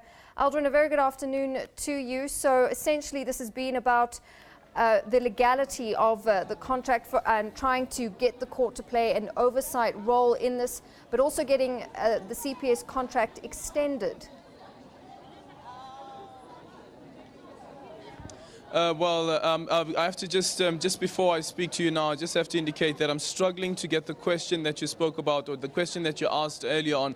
But just to give you an overview, that Black Sash came into the courtroom and set their case. While we have been reporting that Black Sash wants the Constitutional Court to allow CPS and SASA to go into a new contract, they've stipulated that that is not exactly what they are asking for. It is at the court's discretion around what exactly should happen. And one of the questions is whether the current invalid contract should be extended. That's the question that came from Chief Justice Mogoeng. And their indication is that yes, it can be extended. However, though, they want those strict conditions to be attached. And that's what David Unterhalter from Freedom Under Law has been arguing as well, that if the contract is extended, it must be extended with the current conditions that are attached. However, though, you have a Black Sash, which is arguing that on the other hand, they want an independent monitoring system or mechanism to be implemented, and those should be independent, and there should be interval reports that are submitted to the court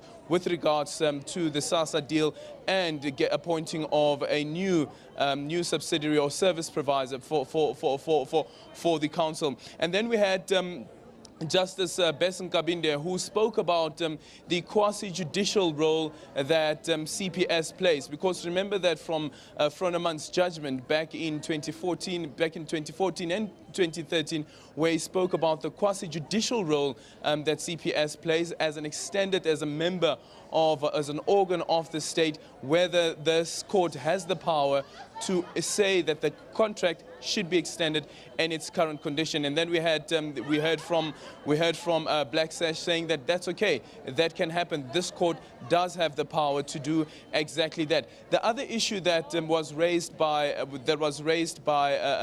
Freedom Under Law is an issue around a new contract. And we just heard now from Justice Mogoeng. We also heard from Fruneman earlier on as well, is that once you start speaking about a new contract, that means that CPS has the right to say, no, they are not going to go into this new contract because the previous contract has lapsed, which ends at the end of March this year, well, the end of this month, and because of that, they have the right to say no, they are not going into this new contract, and that's the right that they have as CPS, as a private institution. All right, Aldrin, tell us a bit about what's happening outside of court. Who's there in support of the representation there today?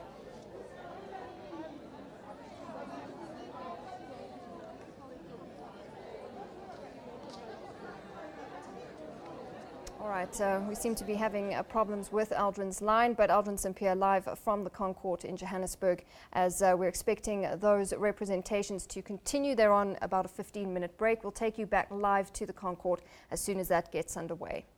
Well, Deputy President Cyril Ramaphosa is expected to appear before the National Council of Provinces today to answer questions on a number of issues. These include South Africa's intended withdrawal from the International Criminal Court, as well as the ongoing saga around SASSA and the payouts of social grants. Also on the list is the proposed national minimum wage of 20 Rand an hour, which is expected to come into effect on the 1st of May 2018. Police have launched a massive manhunt for suspects following the killing of 2 people and the wounding of 3 others during a house robbery in Garsfontein, east of Pretoria. Police spokesperson Elsie Jones says police were notified about the incident by neighbours late last night. She says on arrival, police found 2 bodies and 3 people with serious stab wounds. The injured victims were taken to hospital. One of them is in a critical condition. A car and electrical equipment was stolen, and police say the car has since been recovered. Well, incidents of violence continued this morning in Mthatha after taxi-related violence claimed 2 lives last night. 2 taxis were torched today, while a commuter and a taxi driver were shot dead at Nklaza on the R61 between Libodi and Port St. John's. 8 people, of which 3 are in a serious condition in hospital, also injured in the violence. Taxi violence in this area has claimed more than 26 lives during the past year.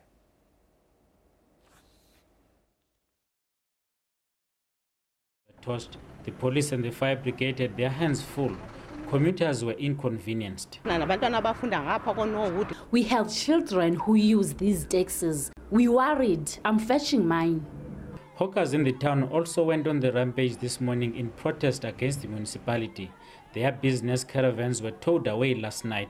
The hawkers blockaded streets with burning tires and garbage. We have built up our security by involving public order policing, also NIU, National Intervention Unit, also crime prevention from Gangelizwe police station, from Mthatha police station, also Madeira, to monitor R61 road, that is the road between Mthatha and Port St. John's. Police are monitoring the town and the taxi routes. Kare Dukobe, SABC News, Mthatha. Stay with us. We'll take a quick break. Some international news coming up next.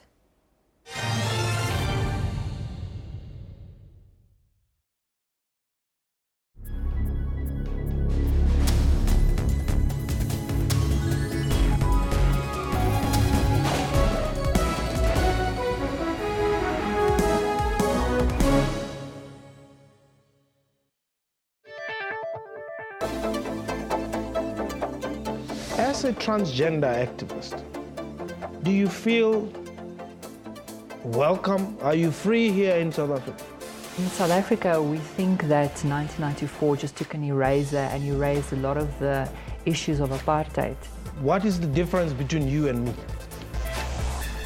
You know, a person can easily say we're all human, but we need to embrace our differences. The fact that it is called a gay club Why are other clubs not called other things? It's a safety thing, you know. By virtue of actually speaking about this incident, brings about the question of why do you even need a club that needs to be called a gay club? I cannot walk into a club with my lover, my male lover. I cannot walk into Taboo, a South African club, and just hold my lover and we kiss, and then people think it's okay. They do that. Well, we do, but then there have been instances of actually people, bouncers walking in and actually telling you to stop or get out of the club. Do you think it was a mistake that you were born a boy?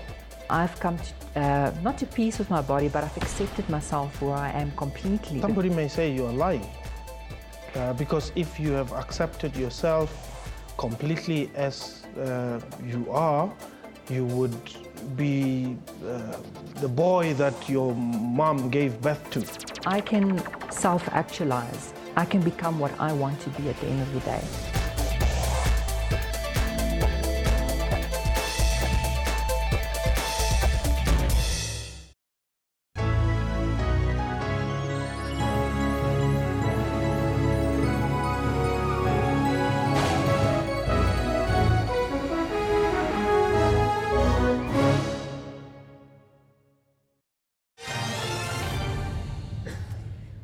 Welcome back. Starting in Somalia now, at least 50 children have died from hunger-related ailments over the last 2 months. That's according to doctors at a Somali hospital who are now saying Banadir Hospital in the capital, Mogadishu, is overwhelmed and they're asking for more rapid support. More than 1,000 children have been treated for severe malnutrition at the medical facility, and a pediatric wing at the hospital is overcrowded with critical cases, while the government-run facility is overwhelmed. The United Nations is warning that the country risks a repeat of the 2011 famine that killed around 250,000 people. Aid workers are asking for close to $1 billion to provide aid to the millions of Somalis in need. A powerful winter storm has blanketed large portions of the United States, causing major airport delays and closing schools. The U.S. Weather Service has issued storm warnings for regions including New York, Pennsylvania, New Jersey and Connecticut, with forecasts for up to 60 centimeters of snow and temperatures 15 to 30 degrees below normal for this time of year. Well, American Airlines cancelled all flights into New York's 3 airports, Newark, LaGuardia and John F. Kennedy. And JetBlue Airways has also reported extensive cancellations, while Delta Airlines cancelled 800 flights on Tuesday for New York, Boston and other Northeast airports. United Airlines said it would have no operations at Newark or LaGuardia. New York City Public Schools, the largest school system in the U.S., cancelled classes on Tuesday, while districts in Boston, Fairfax County, Virginia and Philadelphia were also closed. Federal agencies in Washington, D.C. said that they were opening 3 hours later than normal on Tuesday. And still in the United States, President Donald Trump's 2005 tax returns have been leaked, revealing a $38 million bill. The 2 pages of tax returns revealed by U.S. TV network MSNBC also showed he declared $103 million in losses. It gave no details of income sources. The return was against the law. Trump has refused to release his tax returns during the election campaign, breaking with a long-held tradition. He has said he's under audit by tax authorities and that his lawyers advised against releasing tax returns. His critics, however, say they suspect Trump has something to hide. And Turkish President Tayyip Erdogan says a diplomatic row with the Netherlands cannot be dismissed with an apology. Incensed by Dutch and German government bans barring Turkish ministers from speaking to rallies of immigrant Turks, Erdogan has accused German Chancellor Angela Merkel of siding with the Netherlands in the fight between the NATO allies. Turkey suspended high-level diplomatic relations with the Netherlands on Monday, banning the Dutch ambassador from the country and preventing diplomatic flights from landing in Turkey or using its airspace. An apology from the Netherlands won't be enough. That's the message from Turkish President Tayyip Erdogan after his ministers were banned from electioneering among the Turkish Dutch population ahead of an April referendum on his powers. The Turkish president warning more sanctions could follow. He's already suspended high-level diplomatic relations and banned the Dutch ambassador and diplomatic flights from the Netherlands. The move further inflaming tensions in a diplomatic quarrel that shows no signs of abating. Erdogan calling on expatriate Turks to not vote for, quote, government and racists days before a Dutch general election. Geert Wilders, the populist who wants to de-Islamicize the Netherlands, hoping the dispute will boost his chances in Wednesday's polls. While Dutch Prime Minister Mark Rutte says the sanctions are not too bad, but inappropriate. The Turkish measures have no economic consequences, but certainly won't ease tension. European Union leaders now calling for calm between the two NATO allies, urging them to defuse the escalating dispute.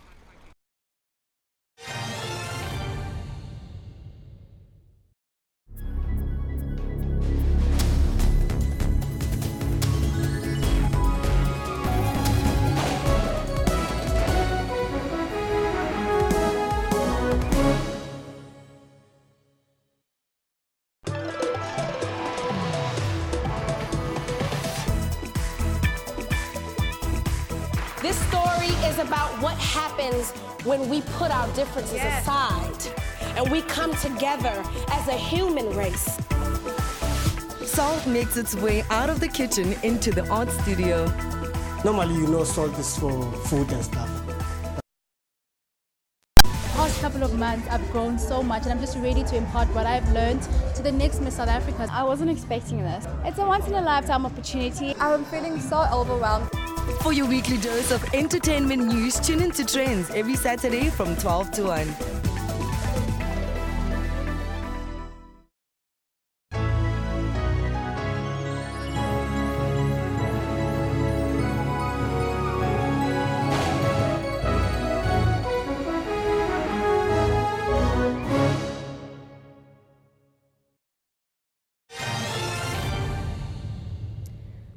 Welcome back. More than 8,000 small and medium entrepreneurs from around the world have gathered in Johannesburg for this year's Global Entrepreneurship Congress. It's the first time that the event is being held on the African continent, and the South African government says it's proud to be hosting it. A gathering of like-minded people from all over the world. Deputy President Cyril Ramaphosa officially opened the gathering, and the government says getting to be the host this year is no mean feat. We won the bid to host it, so we had to do the same thing like winning a bid of 2010, So that's how we got it to be here in South Africa. Topping the agenda is how to promote the growth of small business in a depressed global economic environment. It's about the state of the economies of the world, because entrepreneurs cannot thrive when economies are not doing very well. Yes, entrepreneurs will have to find solutions even when there are those such problems. That's the first thing. The second thing, what arises is the support for entrepreneurship and entrepreneurs. So support means support by governments as to whether they create the conducive environment for entrepreneurs, because entrepreneurship is also about innovation. Turkey will host the event next year, but African countries are pushing to have an African leg every year. I'm very optimistic about it because the Global Entrepreneurship Network Africa is already here. It was launched this morning. I'm sure if you were to see, you even saw the logo that is of the African continent. That's the logo for the African continent. I think what is important here is the fact that Global Entrepreneurship Network and the Global Entrepreneurship Congress organizers are very excited about having this leg of Global Entrepreneurship Congress. The Congress ends on Thursday. Mbongeni Muchwa, SABC News, Johannesburg. The US Federal Reserve is expected to raise interest rates for the second time in 3 months later today. It's likely to be encouraged by strong monthly job gains and confidence that inflation is finally rising to its target. The snowstorm that slammed the northeastern US hasn't kept Fed policymakers from holding their scheduled meeting in Washington. A rate hike has already been factored in for bond yields and financial markets overall. Investors put the likelihood of such a move at 95%. Wall Street is already looking ahead to the question, just how many times will the central bank hike rates this year? Economists polled by Reuters expect 2 more hikes following the one today. This is what the central bank projected at its December policy meeting. You're going to want to see guidance of no more than 3 rate hikes this year. I think the market will really embrace 2 rate hikes. I think some people want 3, but considering we haven't had policies be made to take the economy further, 2 would really be celebrated. Well, the European Commission says the EU is ready for Brexit negotiations, but it's declined to speculate on whether an independent Scotland could take over Britain's EU membership once the country leaves the Union. On Monday, Scotland's First Minister, Nicola Sturgeon, announced a planned vote on secession before the Brexit in 2019. Sturgeon complained that British Prime Minister Theresa May, who will trigger the withdrawal process this month, was not seeking a special deal for Scotland that might have left it in the EU single market once the rest of the UK leaves. All right, we'll get more business news coming up in your news at 1. For now, let's take you back to the Constitutional Court where the social grants hearing continues. The focus of Corruption Watch's submissions really go to how this court can minimize the potentially unlawful consequences that flow from this difficult moment that the parties find themselves in. We will submit that this court may and should order the extension of the 2012 contract for a limited period of time. And then we will turn our attention to the additional orders we hope the court will consider. Corruption Watch has noted with concern that many of the internationally recognized red flags or indicators of corruption are present in this case. And we have accordingly proposed orders to address these concerns. And our particular focus is on the procurement process and on SAS's obligations in the procurement process.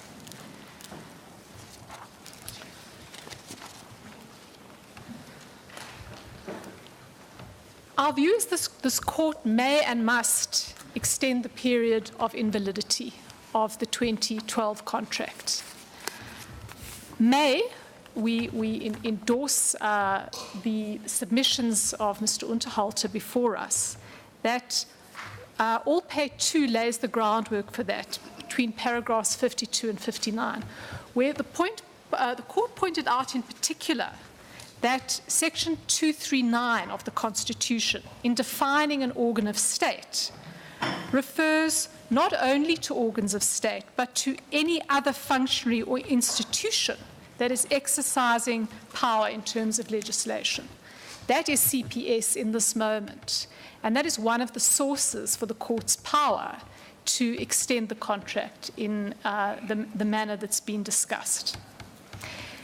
Secondly, in response to the issues Justice Madlanga was raising, perhaps it is useful to think of, merely as an analogy, what our courts have said in the context of administrative decisions, where a contract or a period of invitation for bidders to submit tenders has lapsed or is going to lapse, and whether it is competent for the administrator in that instance to extend the period before it lapses. And our courts have held that once the date has come and gone of the lapse, there is nothing to extend. And at that point, there is no administrator, and we would submit no court, once the date has come and gone, that can extend something that no longer exists. But if this court makes that order of extension before 31 March 2017, it may lawfully do so. The contract still exists, albeit already unlawfully, but it is competent for the court to extend that period of, the period of suspension a little further. We further submit... Ms. Steinberg, that doesn't deal with the problem that she's protected until 22, according to that watch. I'm happy to take the question.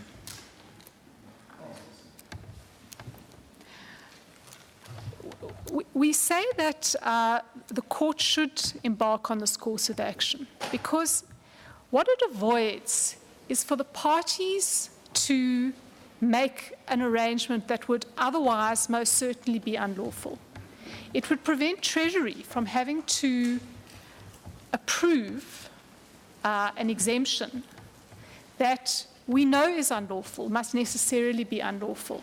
Treasury would then have to come and immediately review that decision on the authority of Kurland. We know it would be unlawful because the regulations simply do not allow for a lawful contract to be made between the parties in these circumstances. By extending the 2012 contract, this court will avert forcing government to embark on a course of action that it knows is unlawful. From Corruption Watch's point of view, the other virtue in this court ordering an extension of the contract is that it helps to bypass a particularly vulnerable moment in the procurement process. Transparency International categorized as special risk the moment of renegotiation between an incumbent contractor and the organ of state, because it necessarily happens without competition and in the dark, and where no one can test at that moment whether the terms of the extended or new contract are reasonable, particularly the price, but other terms as well. If this court extends the order on, extends the contract on the basis of its old terms, then the problems to which that red flag speaks are averted, at least for the moment. The parties are not put into a position where they have to negotiate new terms where one is being held over a barrel and the other doesn't have to account for those terms against competitors who might actually have better terms.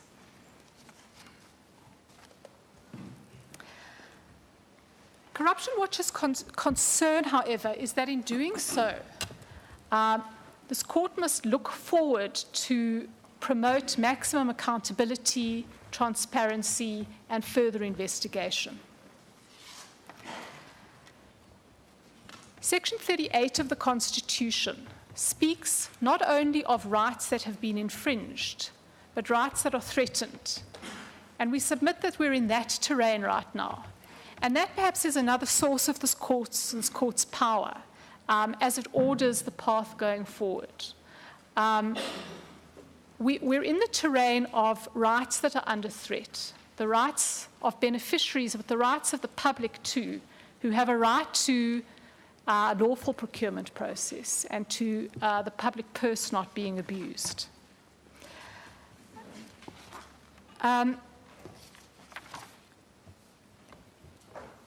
The first set of orders for which Corruption Watch contends, which is Order 4 in our draft order, really go to ensuring that in whatever order this court makes, it doesn't immunize the process that has taken place and is going to take place from judicial review. Corruption Watch would like to see the SASA having to file the Rule 53 record as quickly as possible so that the parties here and elsewhere can study those papers to see if and where a review lies. For example, in this instance, there might well be a competent review in respect of a failure to make a decision. Why didn't SASA make a decision either to contract a new party pursuant to a competitive process or take on the process itself? We believe that that should happen in due course. It might be in the High Court, but that this court's orders, as we formulated them, could help facilitate and expedite that process. So that's the one set of orders for which Corruption Watch contends, with a caution to the court as it goes ahead and makes an order, perhaps extending the original contract, not to immunize any point of this process from judicial review. The second set of orders that for which Corruption Watch contends really speak to the red flags that have been raised. Corruption Watch is proposing that this court contemplate appointing 2 special masters immediately to govern the interim process and the process going forward. The first special master we see from the papers, the legal special master, the person who would supervise and report to this court as to the legal integrity of the process going forward. We see that SASSA has already asked and solicited the agreement of senior counsel. That's at paragraph 47 of yesterday's answering affidavit. And Corruption Watch endorses that and submits it should be made in order of this court. But in addition, a legal supervisor can do so much and no more. What seems to be crying out for additional attention here is an individual or a group of individuals who can assist and monitor the technical and financial aspects of the process going forward. This court is not in a position to determine relevant prices, relevant terms.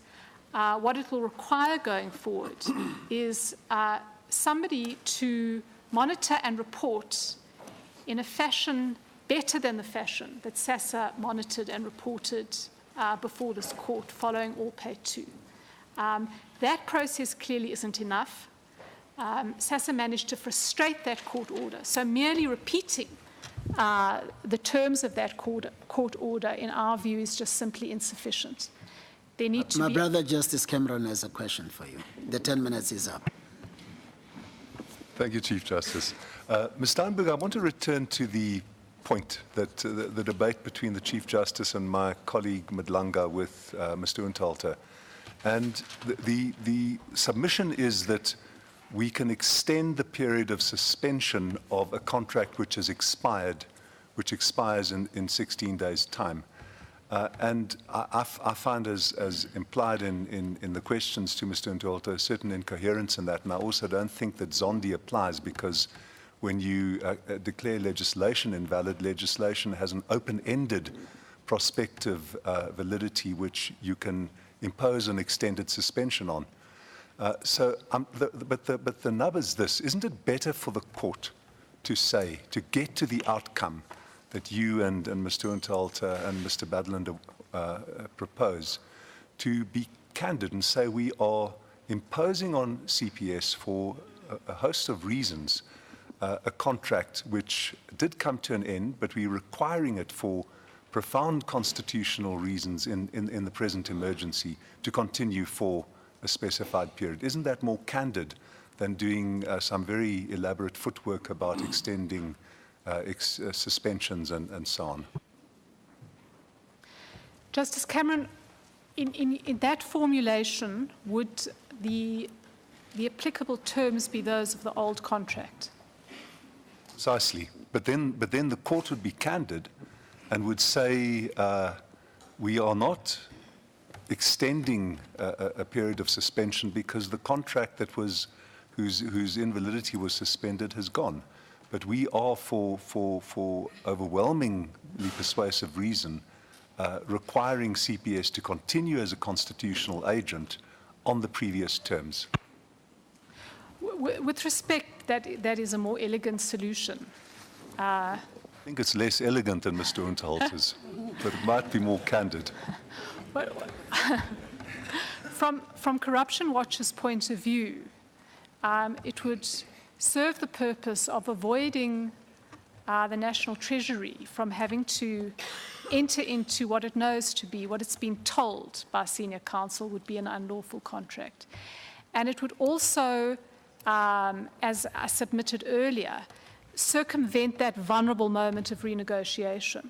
And from Corruption Watch's point of view, then either solution has those checks and balances and would suffice. What is the fundamental legal difference in terms of legal basis between the two? Because what really worries us is do we have the competence to do it? And where do we look for the competence to do whatever it is we want to do? Well, Chief Justice, in the first instance, further suspending the order of invalidity, I'm not sure why this court can't, before the 31st of this month, revise its order. There is an order and there is a contract to revise.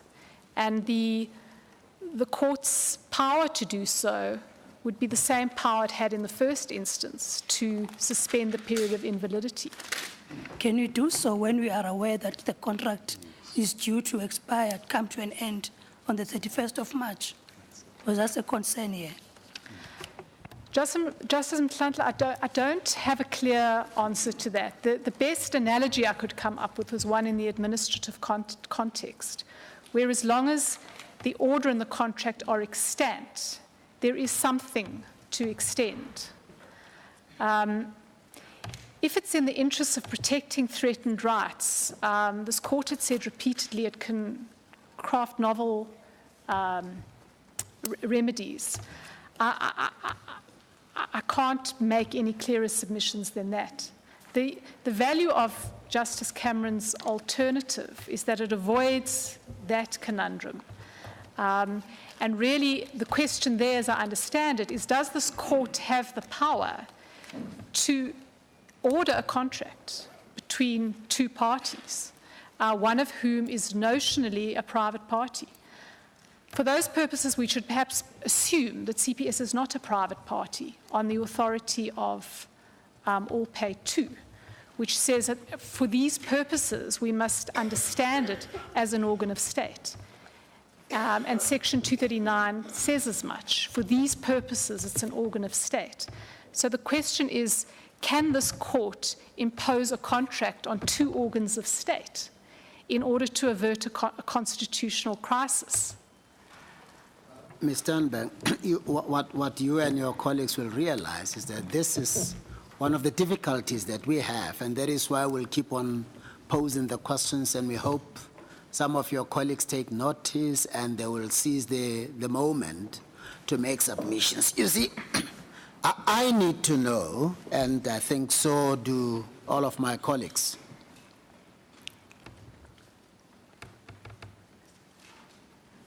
what is the legal basis